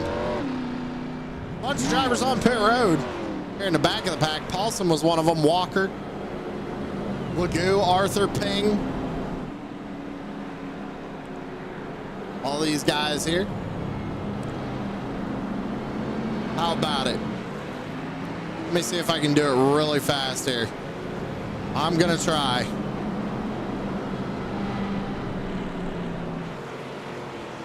Rick Thompson, driver of the number 76. Sam in the booth, you got me? Yeah, I got you, Sam. So how's it going out there, buddy? It looks like you just made a big move right there, and you got a 2-for-1 special going into turn 1. How do you feel in the rest of this thing? Honestly, I'm just trying to survive tonight and get the best job I can and take advantage of stuff like that. If somebody makes a mistake, I got to be able to pounce on it. Road is closed. All right, Rick. All right, Rick. Well, it looks like you guys are getting ready to go back green flag here shortly. Thanks for talking with us. Good luck to you in the rest of your race. Thanks, Sam. Appreciate it, man. Don't want to keep them too long, ladies and gentlemen. Sometimes these cautions, they can be quick, they can be short. Also, I got to make sure that they get back down into the right channel. I know, you hear in Rick's voice, they don't like to talk to me, ladies and gentlemen. I tell you that right now. Drivers do not like to talk to me under race conditions. They know anytime they hear my voice, something bad's about to happen.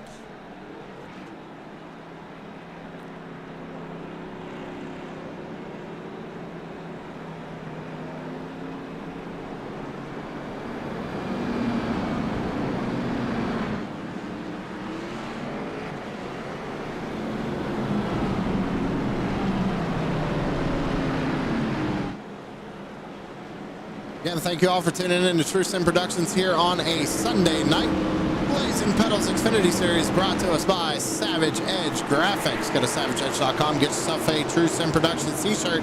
Taylor Butcher Benjamin, he's way back off of the race lead. He's going to have to get back up there. He's going to want to get a good jump here. Green flag back out in the air. Not a good launch for the 10. Rick Thompson, good launch.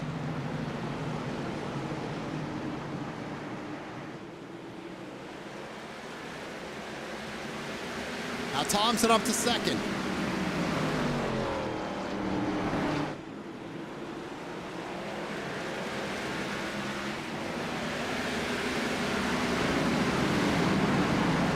Chris Carroll's falling back to fourth, trying to work his way around Taylor Butcher Benjamin. Taylor's actually having a really good run here tonight. He's been up inside the top 5 pretty much all night long. but the caution flag is going to come back out. No, there is a lot of people involved with this one.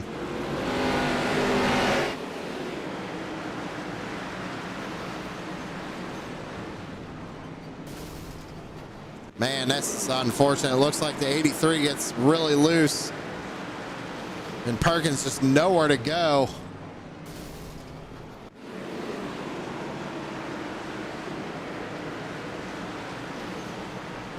Mark Arthur, he got a piece of that, but barely made it through.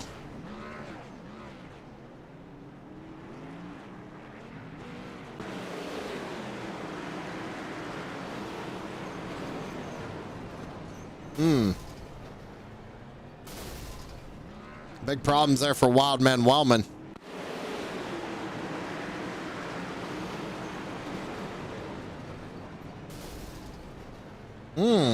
Interesting call out of race controller, calling that on the 83.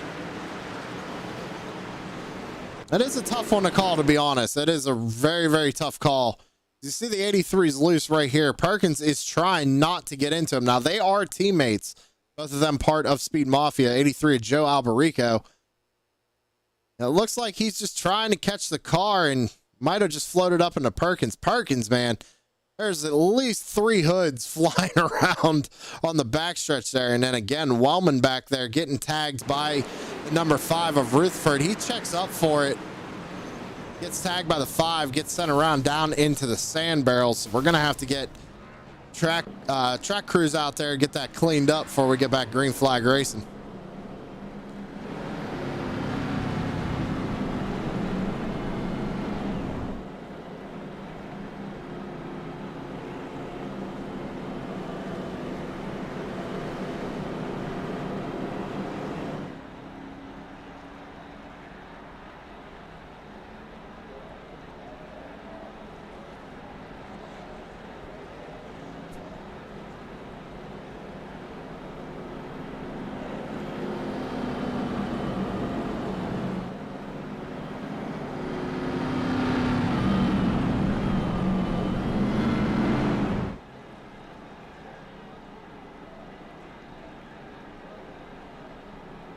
Ooh, looks like we had a little bit of a laggy moment there.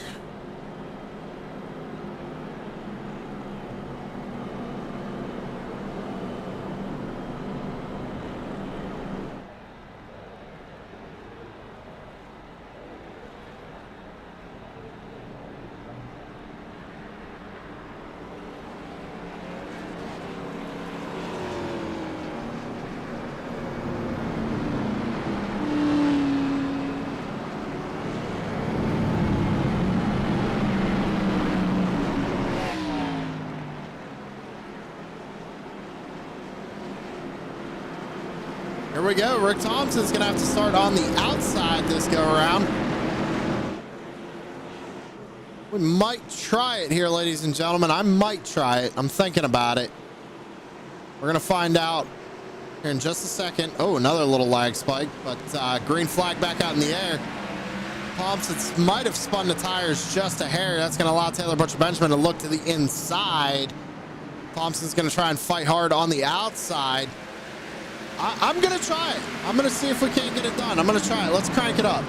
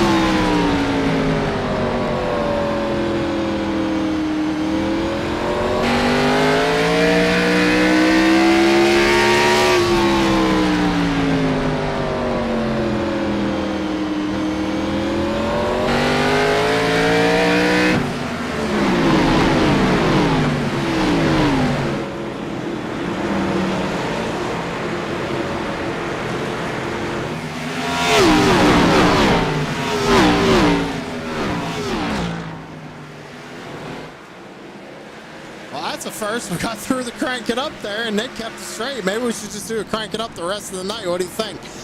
Looks like Taylor Butcher Benjamin made his way around. Oh, I spoke too soon.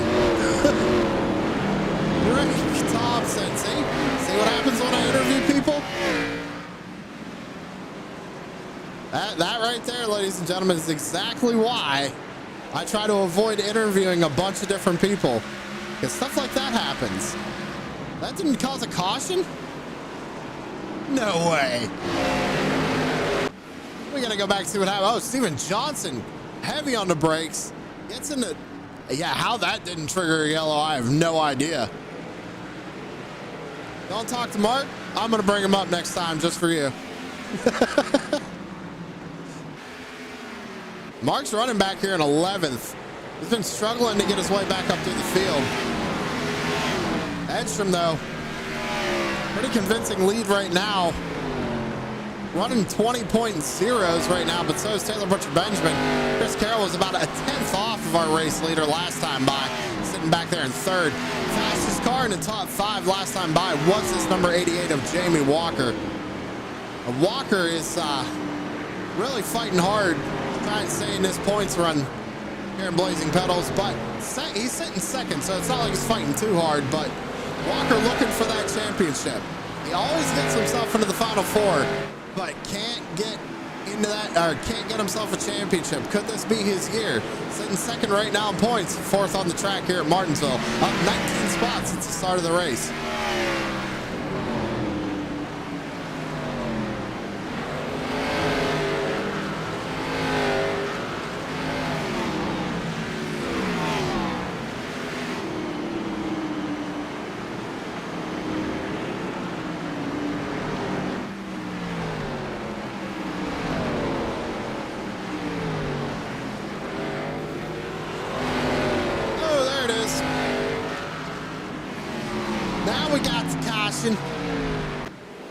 Going on, Derek Paulson and Paul Ellison looks like they're making contact, and Mark squeezes by another one. Brian Dees, though, not so lucky for the number 17. Let's actually go on board here with Brian Dees. Yeah, just nowhere to go. I think that just pretty much ended Paulson's night here. Yeah, it just gets hooked right there into the outside wall, and yeah, you hear it, bang. Engine blows on the number 6.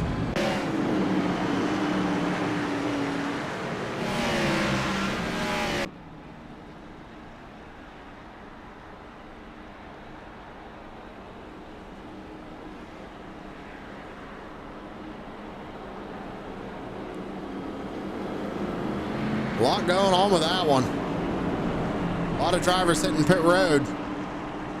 What do you think, Lori? Bring up Mark and talk to him?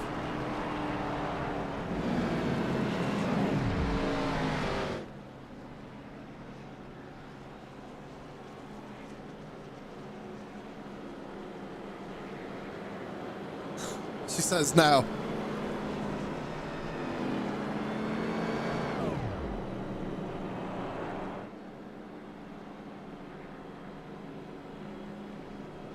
Even the Mark Arthur fans out there know, Sam, don't interview people. We want our driver to win. We just saw what happened to Rick Thompson after I interviewed him. Can't talk to Tanner. Tanner don't like to sit in team speak.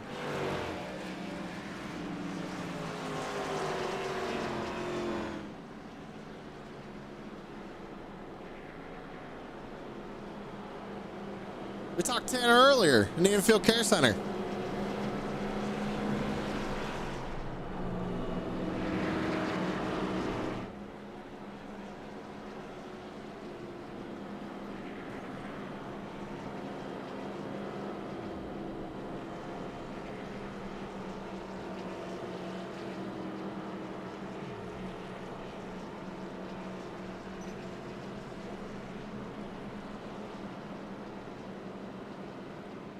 Let's see, Walker last put on lap 161, 4 fresh tires for the 88. Ooh, just disappeared though. And he's back. There he is. I know he's already out, that's why I said talk to him.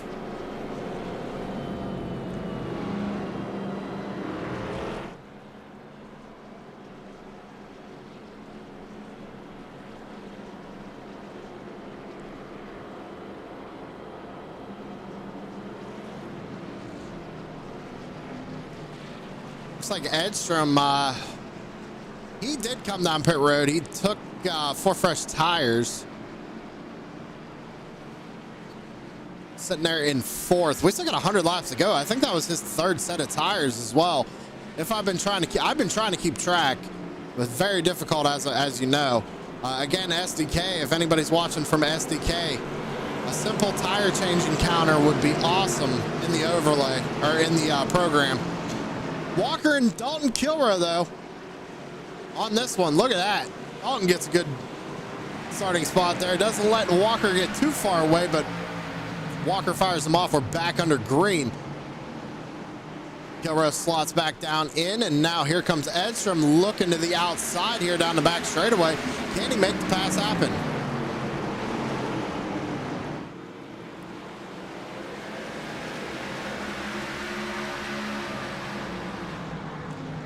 Hey Tanner, you know what? Doesn't SDK's Discord have like a suggestion thing? Maybe we can get that. Oh, Chris Carroll and Mark Arthur make contact. Mark Arthur goes around. Can't blame it on me, Lori. You can't blame it on me, Lori.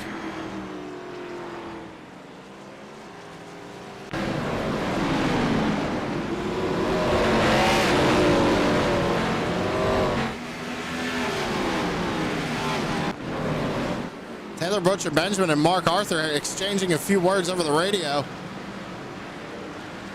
Oh, Chris Carroll actually got loose. So Chris Carroll gets loose right there, and Mark Arthur checks up for it. Taylor Butcher Benjamin gets into the back of Arthur and spins him around.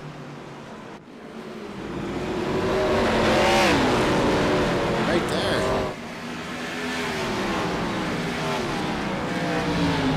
Nah, you can't blame that one on me. That ain't on me. You blame Taylor for that one. He ran him over.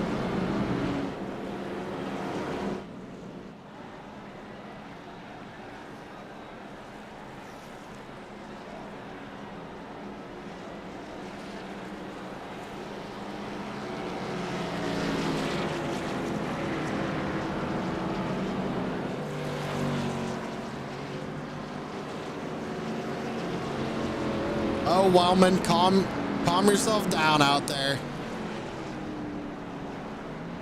Not everybody's reaction time's the same. It happens.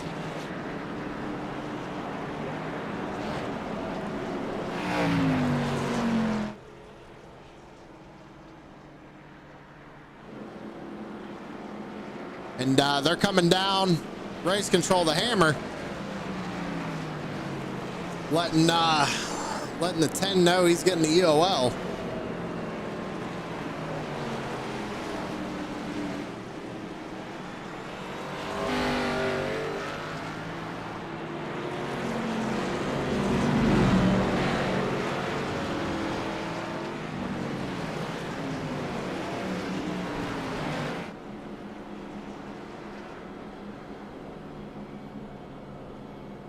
About 101, 102 laps to go still left here in Martinsville.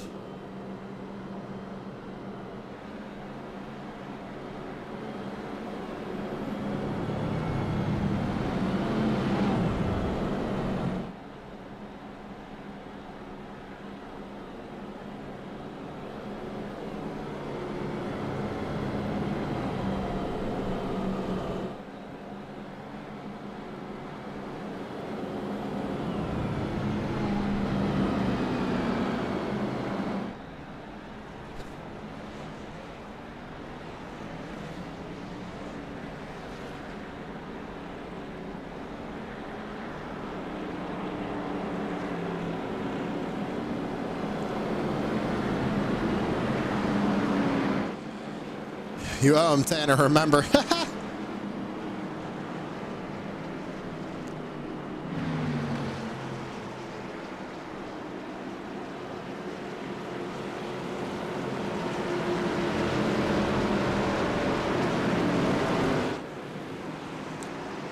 So getting ready to go back to the green flag. Dalton Kilrow, Austin Edstrom on the front row. Steven T. Johnson and Chris Carroll row 2 down to the restart zone, and a green flag back out in the air.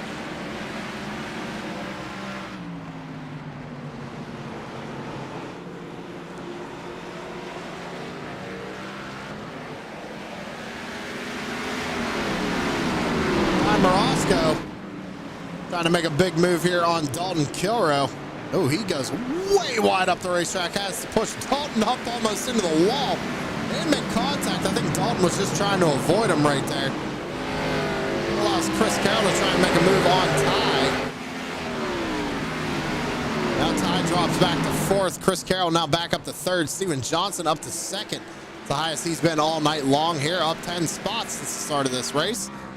As Austin Enstrom just set the fastest lap tonight, 19.61.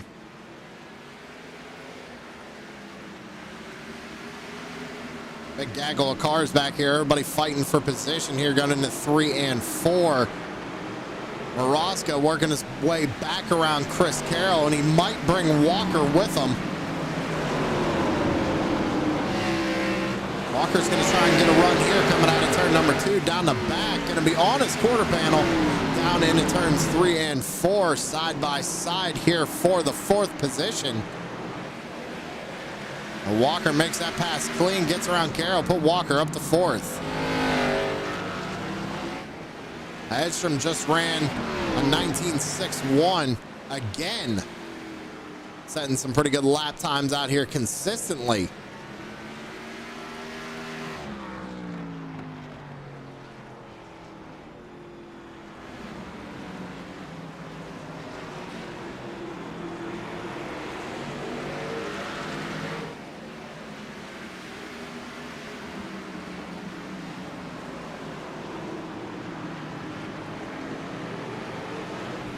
Taylor Butcher Benjamin, he's going to take a peek to the inside of Chris Carroll right here. Battle for the 5th position. Carroll, oh, Taylor pushes up just a little bit, almost got into the left rear quarter panel of that number 99. Now Carroll pit on lap 189, took 4 fresh tires, but looks like he's struggling a little bit here. Butcher Benjamin with another run here, looking to the inside, going down into 1 and 2. Oh, he might get held up by a lap car. Well, they're 3 wide. This is going to be tough right here. I know what Carroll was trying to do. He's trying to use that lap car as a pick. Try and maybe hold up Taylor, but they both... Oh, we got one going around in the back. It's Dustin Ping. Ping is stopped on the... Oh, don't back up, don't back up. Oh, man, there it is.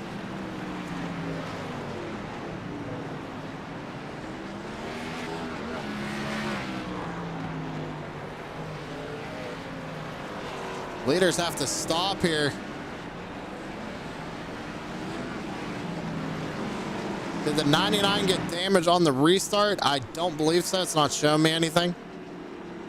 He might have actually. Let's go see what happened here. This is the restart. Oh, he got into the back of Dalton, but I don't think that hurt the car all that much. So that was the restart. Let's go back and see what happened to Ping. Oh, it looks like Thompson got into the 81. Chris Lagoon nowhere to go. Got into the outside wall. The wall stopped him, and then Josh Rutherford coming. Oh, here comes Paul Ellison out of nowhere. Yeah, I think he got a little bit of damage there, Jason, but I don't think it hurt the car all that much. I think he just got in the rear end of Dalton. Let's go on board here at cockpit, and we'll see what happened. Well, maybe a little bit more than I thought, but looks like it fixed himself. Let's go on board with Paul Ellison. I want to see what he saw here. Yeah, I mean, I don't know. You could say that it's because Ping backed up. I don't know. I mean, that one's hard to tell. Heavy damage, though, for Ellison. Got anybody in the infield care center? Oh, look at that. Let's go ahead and bring him up. Chris Lagoon, driver of the number 71, fresh out of the infield care center. What happened out there? Well, Sam, I was having a pretty okay race considering I didn't practice, wasn't going to race tonight. But that last one kind of put me over the limit. Black flag, and I'm out.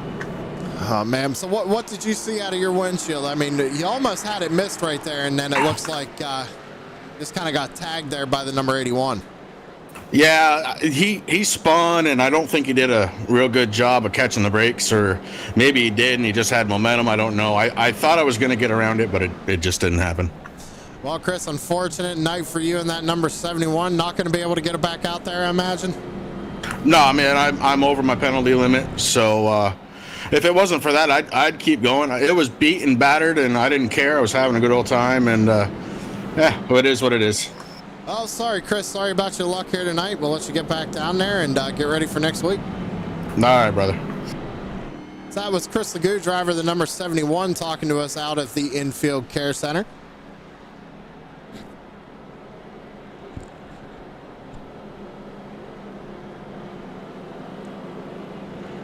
Unfortunate for him.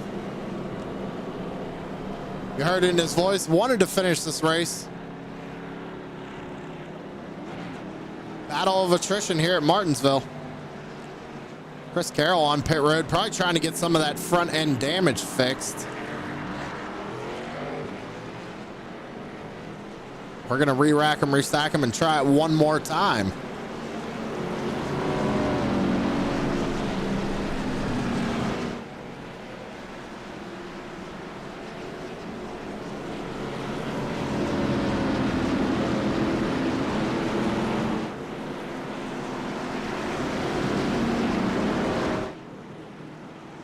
Out of turn number 4. Edstrom on the loud pedal. We're back underway. Bring Carroll up and talk to him. I can't. Well, yeah, I can. If we get another caution, I'll bring Carroll up and talk to him. Oh, battle of the fans out there. Bauer says take Mark first. When was the last time I talked to Carroll? We could bring Carroll up. I don't think I've talked to Carroll in a couple weeks. Walker sitting in third, up 20 spots. Still all Austin Edstrom right now. It's about a 10th quicker last time by over Steven Johnson. Still a long way to go, ladies and gentlemen. 84 laps. Anything can happen within that 84 laps. No, Ty? We talked to Ty earlier.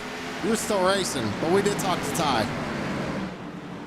Oh, I think that might have been his first miss of the night.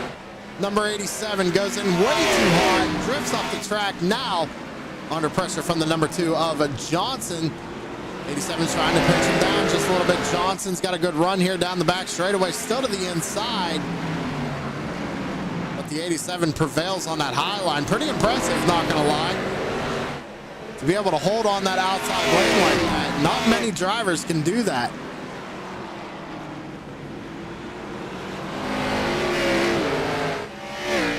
Now Johnson under pressure from Jamie Walker. Walker looking to the inside of 3 and 4.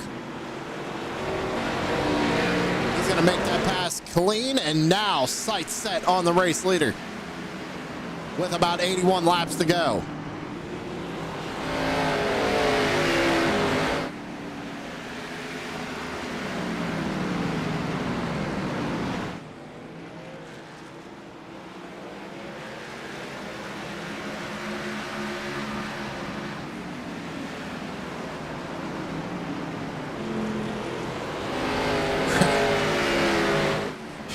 Really, Chris? You had your opportunity to say that in the Infield Care Center, and you come in chat and say it? That's funny.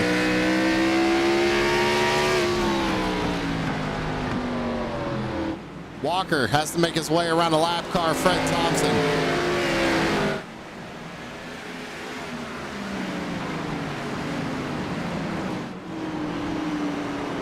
Last time by, Walker was 2/10 faster than our race leader.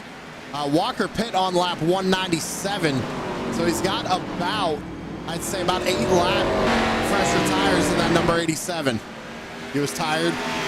Is that it? He was just tired.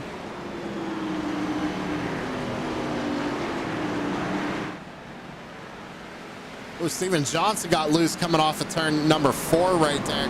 That allows Taylor Butcher-Benjamin to make that pass nice and clean. Gets around him, now put TBB back up into 3rd.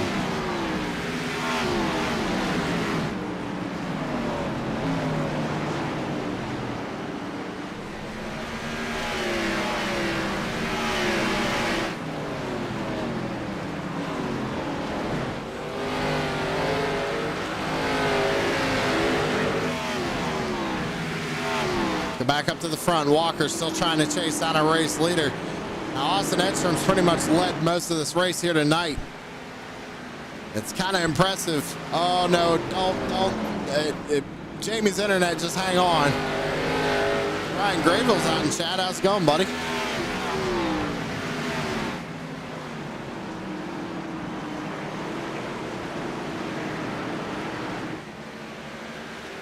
Little battle going on back here between Johnson, Kilrow, Morosco, and Arthur.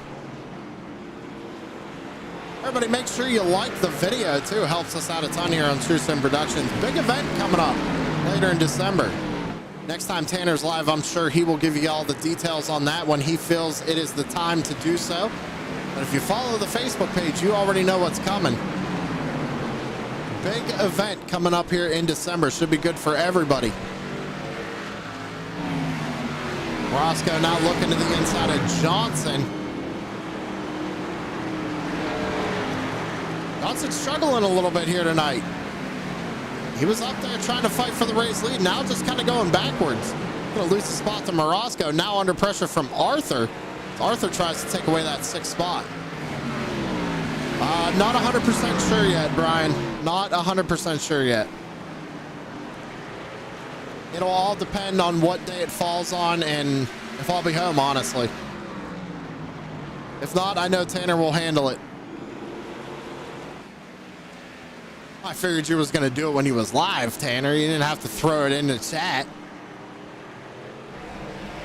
Well, there you go. Big event here on iRacing. I think it's, what year is it, Tanner? Like, how many years have they done it? Is this like their 5th year doing it or something like that? I know it's been a couple of times.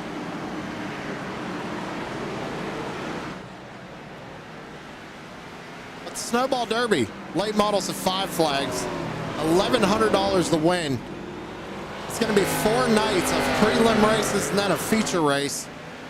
I've heard 4th, I've heard 7th. We'll meet in the middle, we'll say 5th. How about that? Walker out of shape right there. He's trying to work his way around Corey Rutherford.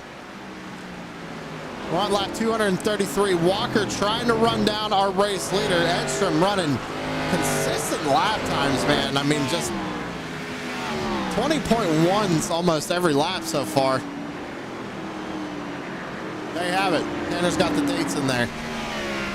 But it's going to be big, ladies and gentlemen. It's going to be really big. It's a big event. A lot of people tune in to watch it. So going to be really good for True Sim Productions. That being said, we haven't jumped to a commercial here in a hot minute. And I do want to get that shout out to Corey Sherman to Savage Edge Graphics. So we're going to jump to a commercial here. We got about 66 laps to go. Austin Edstrom, so your race leader. We'll be right back.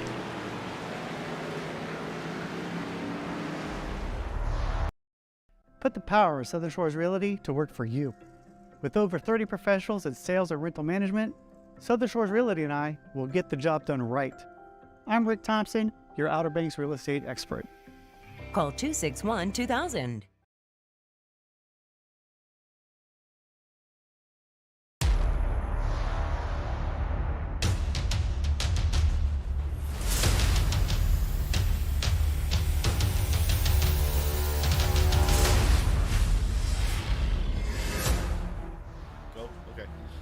What's up, everybody? We're taking a break in this exciting race to tell you a little bit about Savage Edge. You can go to our link here, www.savageedge.com, or our Facebook here. So we're about to tell you a little bit what Savage Edge does.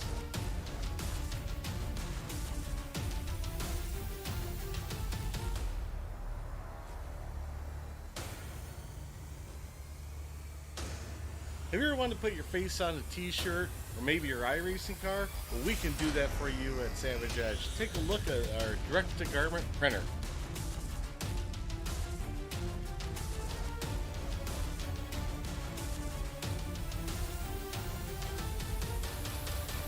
Did you just get excited about what you can see on a t-shirt?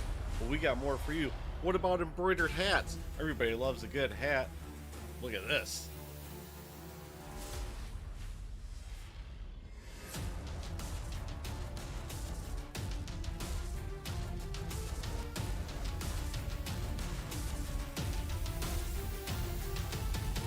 We also do beanies that double as kitten holders. There's also so much more we can do here at Savage Edge. Vinyl graphics, coffee mugs, koozies. We basically can put your name on anything.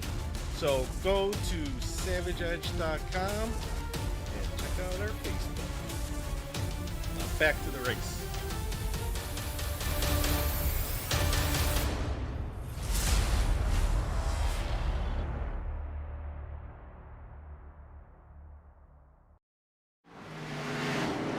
Back live here on True Sim Productions, lap 242 of 300. So we got about 59 laps to go. Austin Edstrom, still your race leader, has about a 1.6 second gap over Jamie Walker, running about a 10th quicker each lap. Actually, Taylor Butcher Benjamin and Austin Edstrom ran identical lap times last time by. So Taylor does have some speed right now. He also pit last on lap 189. I'm actually surprised to see the number 88 struggling this much here at Martinsville. I wouldn't say struggling, he's running second, but having a hard time running down our race leader. Might need to think of something different, change up that line. Oh, well, never mind. Caution flag's gonna come out. That's perfect timing. It's like it's the old time Roscoe. Did a good job. He almost came back down into the racing line, but held the brakes. Good job out of Morosco. Just gets heavy on the brakes right there. Just loops it around. So self-spin for Morosco here. He's behind the lights. Good camera angles.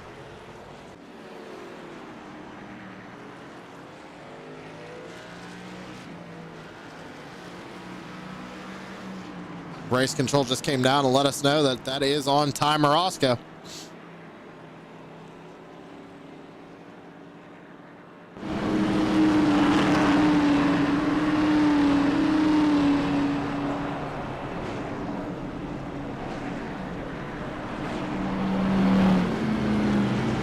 Interesting strategy call out of the number 17. He stays out. I don't think he's going to stay out, but he stayed out to lead a lap, get them 5 bonus points.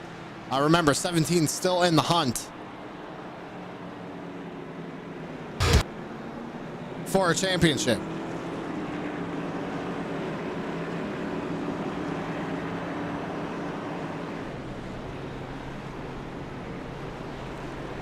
See, nobody in infield care center. Oh yeah, we were gonna do this.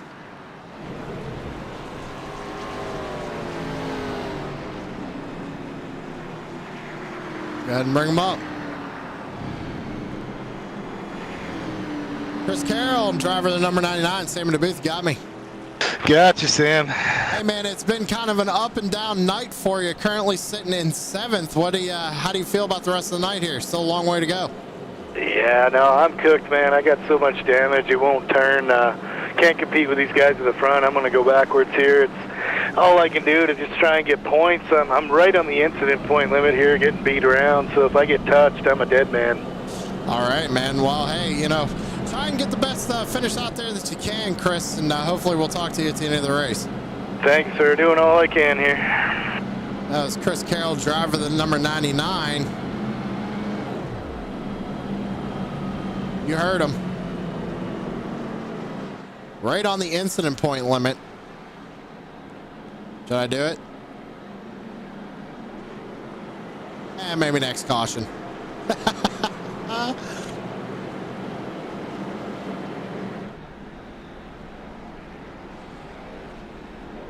Hey, how about a fuel only stop for the number 41?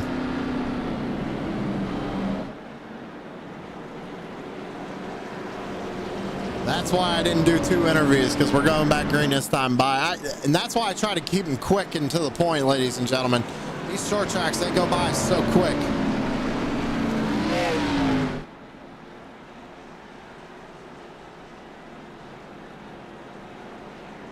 All right, Lori, you don't got to yell, man.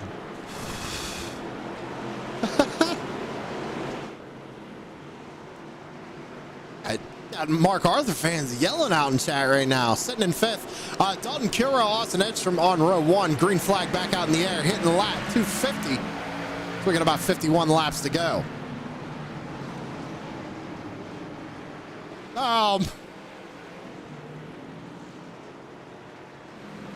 Problems. Caution flag back out. Ryan Dees. Looks like he might have made contact with, oh.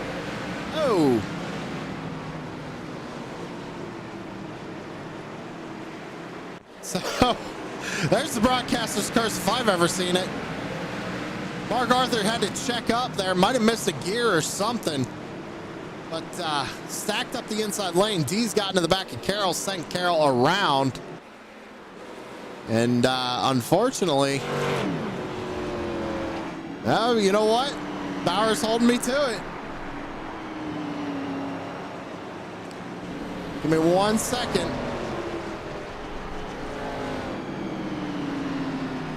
Mark Arthur, driver the number 12. Sam in the booth, you got me. It's push to talk there, Mark. It might not be working for him.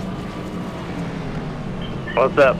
Hey, man, how's it going out there? Back up inside the top 10. Been a rough night for you. How you feeling the rest of this thing?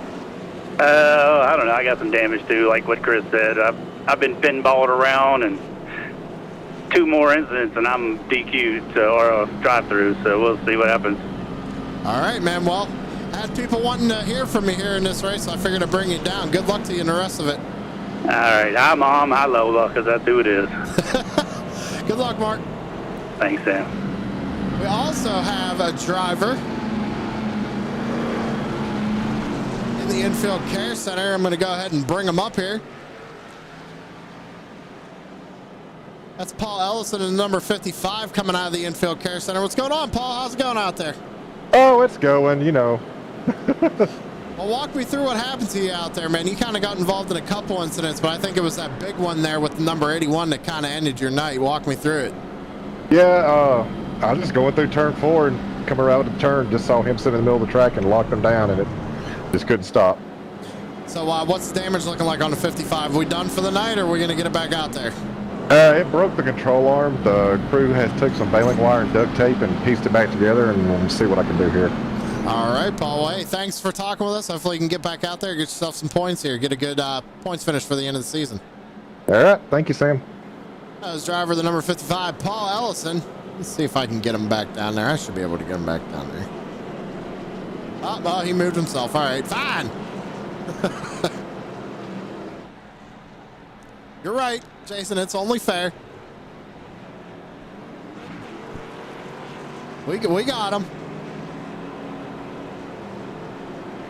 Man of my word. Lights are off. Get this thing back rolling once again.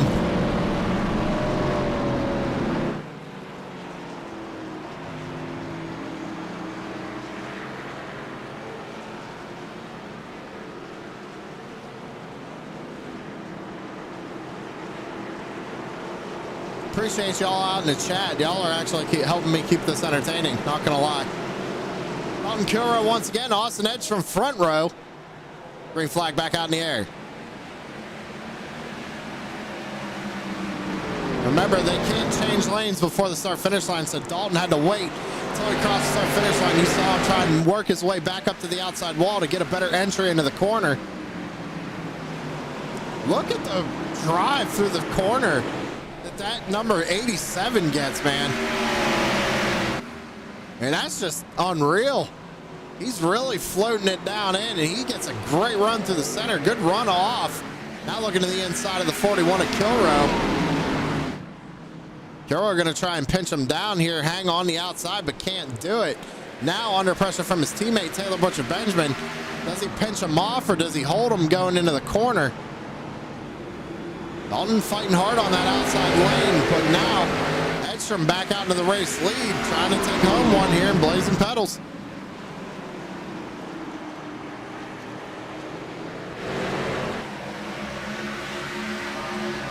The Taylor works his way around Dalton. Walker now trying to do the same. See Steven Johnson back there trying to follow through. Dalton's going to have to get back down. Might have a shot to do it here, but Johnson's showing the nose. Dalton finally gets back down in line. 41 laps to go here at Martinsville.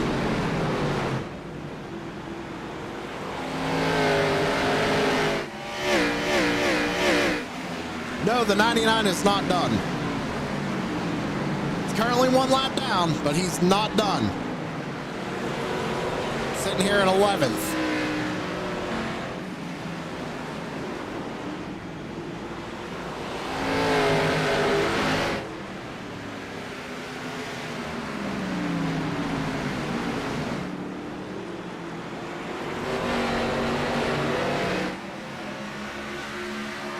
.39 laps to go here for... Yeah, he did pit. He pit on lap 253. 39 laps to go here for the number 87 of Austin Edgstrom to take home his first win in the Blazing Pedals Xfinity Series. Taylor Butcher-Benjamin, though, trying to get a win here at Martinsville tonight. He has good pace. He's keeping right with them, and so is Walker. They all pit on lap 245. That's really weird. Apparently... Taylor Butcher-Benjamin had a 2/10 pit stop. I'm not making that up. That's what SDK's showing me. 2/10. He was in and out of his pit box, apparently. Maybe just a slight splash of fuel to try and make it to the end here. They should be able to make it to the end here. If they pit on 245, there's no reason why they can't make it the rest of the way here.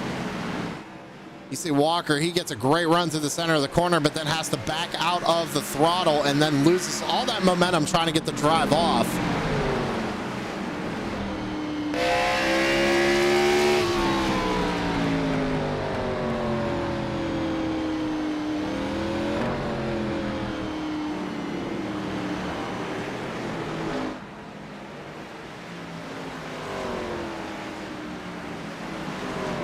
Chris said he did that as well. Showing you 0.13, showing me 0.20, Tanner. Lost that spot to Walker. Now Walker, he's got 35 laps to get to the back bumper of that number 87.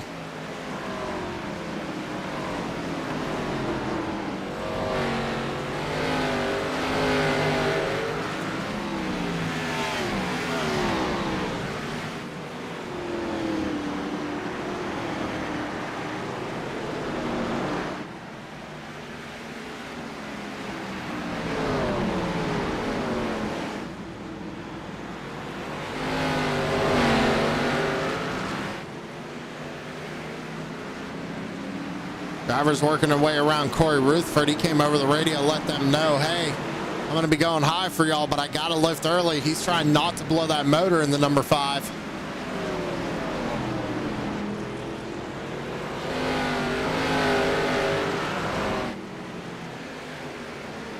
It's all right, Tanner. You can be depressed all you want. You still won Bristol Dirt.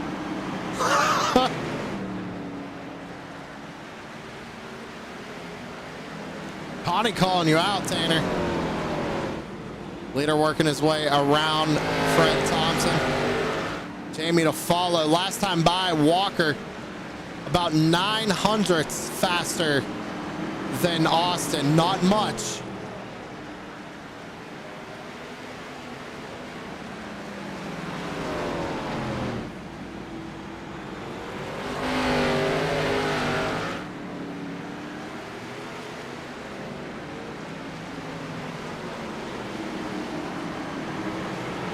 Keep the chat coming, guys. You guys are killing it out there tonight.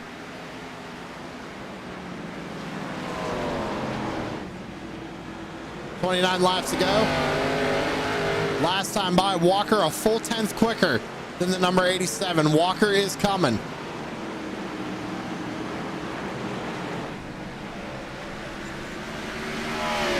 .28 more times around.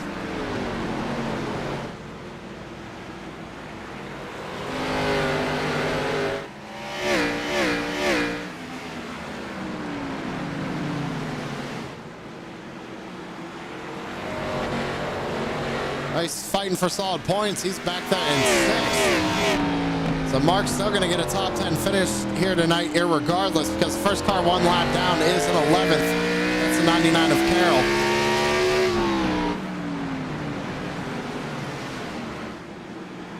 .610 separate our leader from Jamie Walker.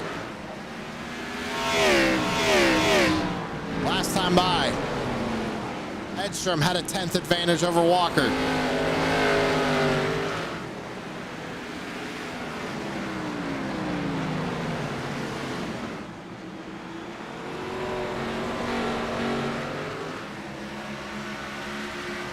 Yeah, I believe, if I'm not mistaken, too, ladies and gentlemen, we head to Kansas next week. Yes, it is Kansas next week, ladies and gentlemen, then Texas, and then the championship race, which is still to be determined. We do that on a driver vote. The final four cannot vote on the track. But only 3 races left in this season. It's been a long one.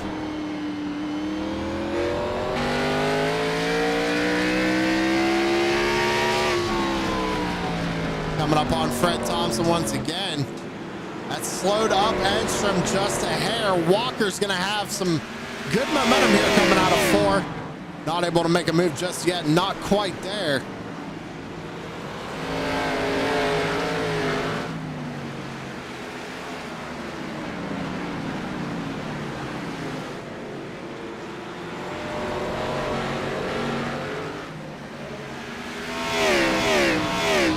Less than half a second right now separates first and second.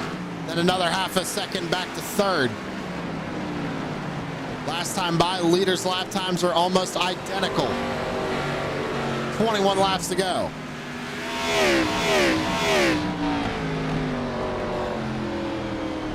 Yeah, Tanner, Connie's on top of the like button every time. I give her credit. Give her credit on that. Ooh, little electrical issue haunting that 88 again. Gets into the outside wall. He loses a bunch of time.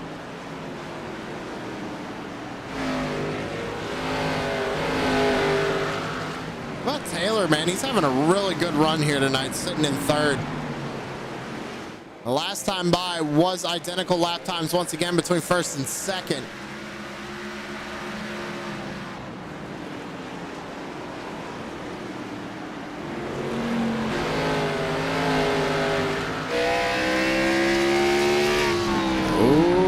Flag out on the speedway with 19 laps to go.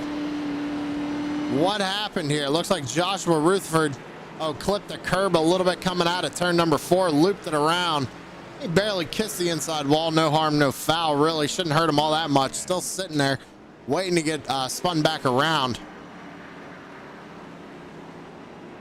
So that might actually give Chris Carroll a lucky dog.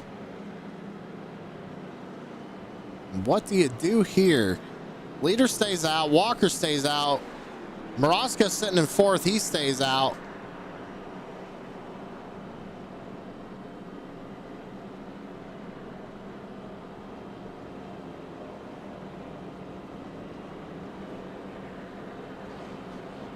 Hammer coming down. Self-spin 64 EOL. Cause caution.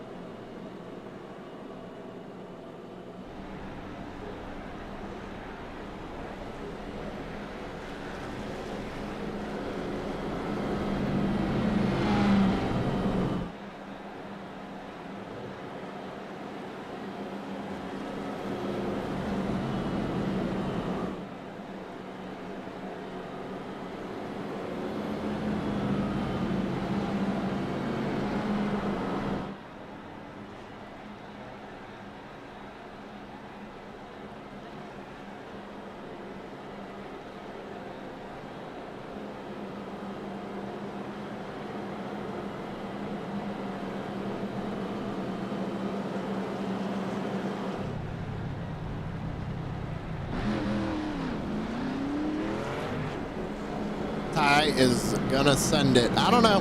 He might. Sitting in 4th.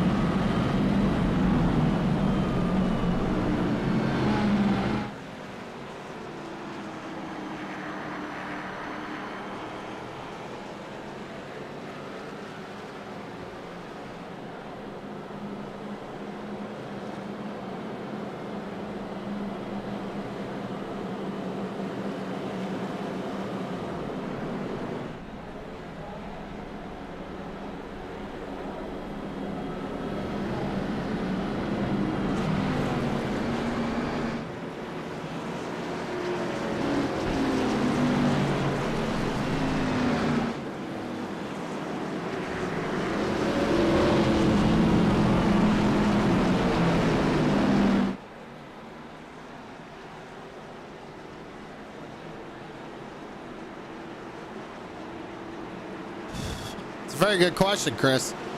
I have to ask him that next time he's on Race Chatter. Here we go. 14 laps. Going to be 13 at the line. Who's going to get it? Green flag back out in the air. Not a good launch for Walker. Butcher Benjamin's got a good launch, though, to the inside of Walker here down the back straightaway, but this is allowing Edstrom to just get out to a bigger gap.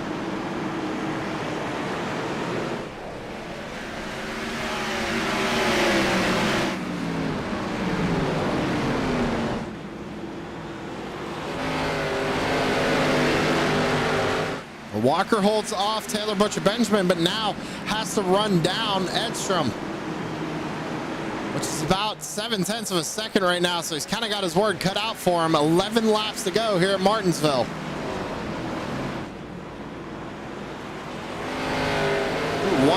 Yep, caution flag back out. That was Dalton Kilrow, I believe. Let's go back and see what happened to Kilrow. Oh, he tries to not get into the back of Arthur. And Tank slaps the outside wall.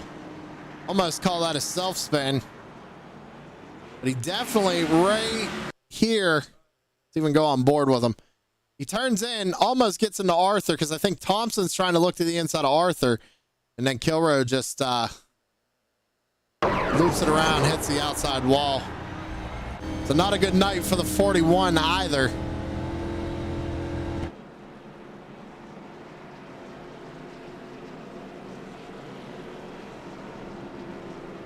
Race control comes down and says 41. You'll well cause caution on that one.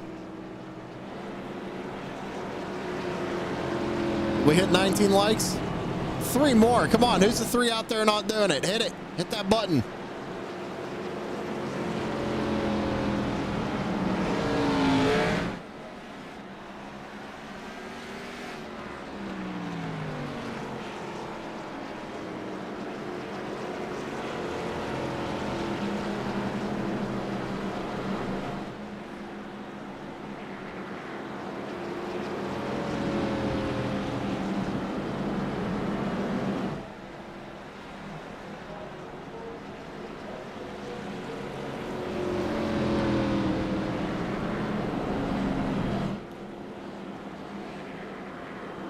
Lori hit hers.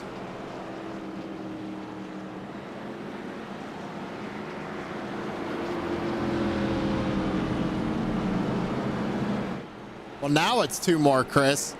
It was 16 when I said that. Now it's 17. I don't math well. Get out of here.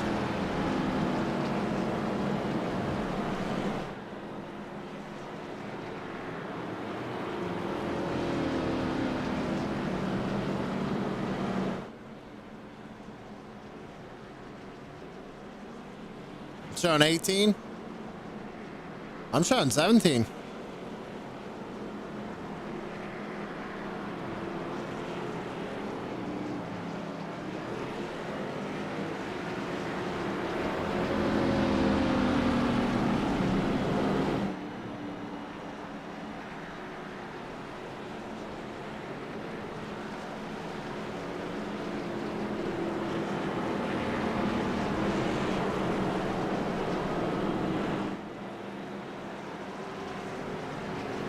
It just might be, Chris. It just might be.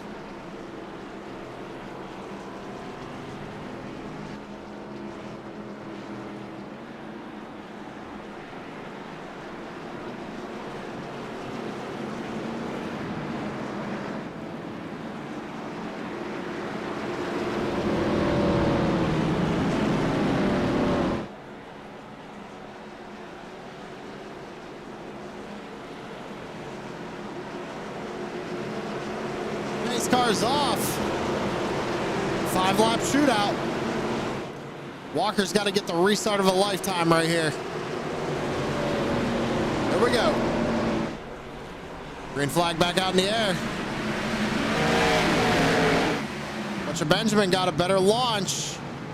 Walker's going to get stuck up on the high side right now. He's got to be able to clear him off going down into 3 and 4, but I don't think he's going to. And that's the tough part about running or starting on that outside, is now he's got less time to get to the back bumper of the 87. No, Walker's pushing hard right now. 4 laps to go here at Martinsville.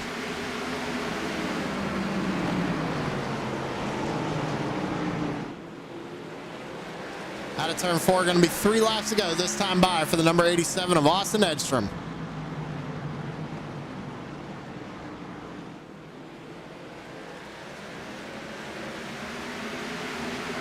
These guys are almost running qualifying laps right now. It's actually kind of wild. They all last pit on lap 245, running 19-second lap times. Popsicle sticks in the air, 2 laps to go for the number 87.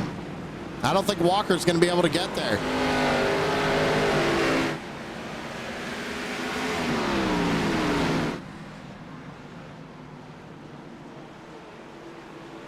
Out of turn number 4, white flag in the air presented by Priority Auto.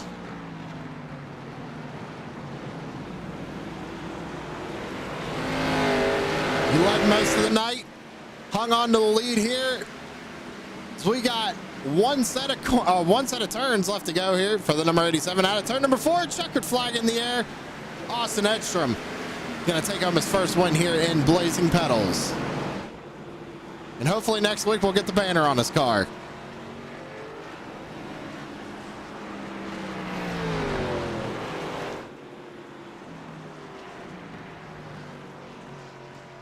It's like they're...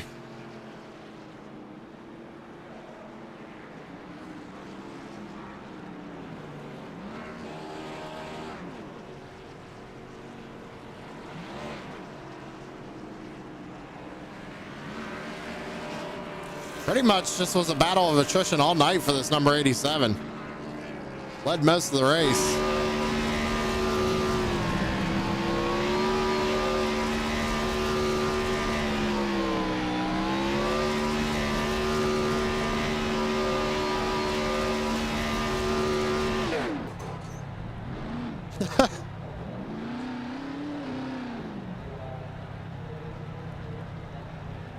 Yeah, Laurie makes a good point.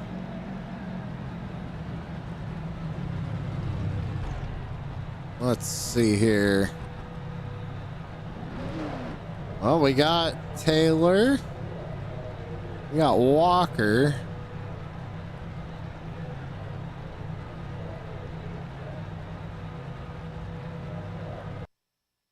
Oh. What happened?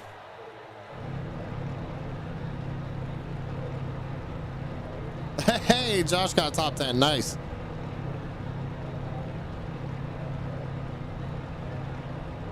Okay, let's go ahead and bring up Taylor Butcher Benjamin. Driver the number 10 coming home in 3rd tonight, Taylor. A couple of times you tried to fight Jamie Walker on that inside on them restarts, but couldn't make it happen. Kind of walk me through your race and how you managed to pull off P3. Yeah, at the end there, it was kind of, well, a couple things going on. I mean, old tires and still thinking about, oh gosh, another restart. I don't want to restart P2 because I've been, you saw what happened to me a couple times early. I just kept getting it wrong. But, I mean, pretty solid night overall. I hate that got in the mark there and spun him, but there was a checkup going on and I just couldn't see through his car and hit him in the back and spun him. So didn't mean for that to happen, but overall, not too many X's per se compared to some of these other playoff guys in particular. And P3 at Martinsville is always good, and got to keep fighting through these next 2 weeks to hopefully make it into the Final Four. Well, we head to Kansas next week. He came into points tonight, I believe, in 4th, it's shown me. So good points tonight for you here tonight at Martinsville, finishing 3rd. But how do you feel going to Kansas? Now, Kansas can go either way. I mean, it's a track that's kind of tough to pass at with the high side being the dominant groove. But over the past few seasons, I've had some decent runs there. So definitely got to be on our game. Definitely want to shout out Austin tonight. He definitely had the car to beat and kept it clean all night too out front. So good for at least one MFRD car to pull in the victory lane tonight. So pretty good night overall. Well, you come home 3rd. Great points tonight for you heading into Kansas. Who you got to thank on the number 10? Of course, everybody at MFRD, Austin, Ty, Alton, Brian, Thank you, of course, for doing the broadcast. Thank the Rutherford brothers for putting up practices every week. I think I just blew my motor sitting here. But yeah, thanks the butt kicker, of course, for what they do behind the scenes. Everybody at truesimproductions and everybody else for making the league what it is. All right, Taylor. Well, hey, congratulations on your third place finish. We'll get you back down there to celebrate and see you next week at Kansas. Yep, thanks, Sam. Looking forward to it. It's Taylor Butcher Benjamin, driver of the number 10, coming home in third place. And moving on down, we got the number 88 of Jamie Walker coming home in second place tonight. Jamie, I know starting on that outside must have been killing you all night long there, because you had the car, you had the momentum a couple of times to get to the back bumper of the A7, but couldn't make it happen. Walk me through your race.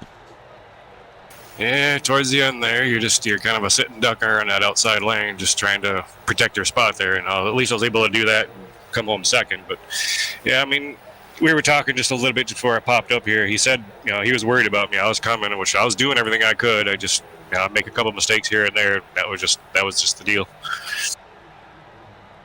Well, hey, Jamie, coming into tonight, you were second in points. Chris Carroll kind of had a rough night, and we head to Kansas next week. How do you feel about Kansas?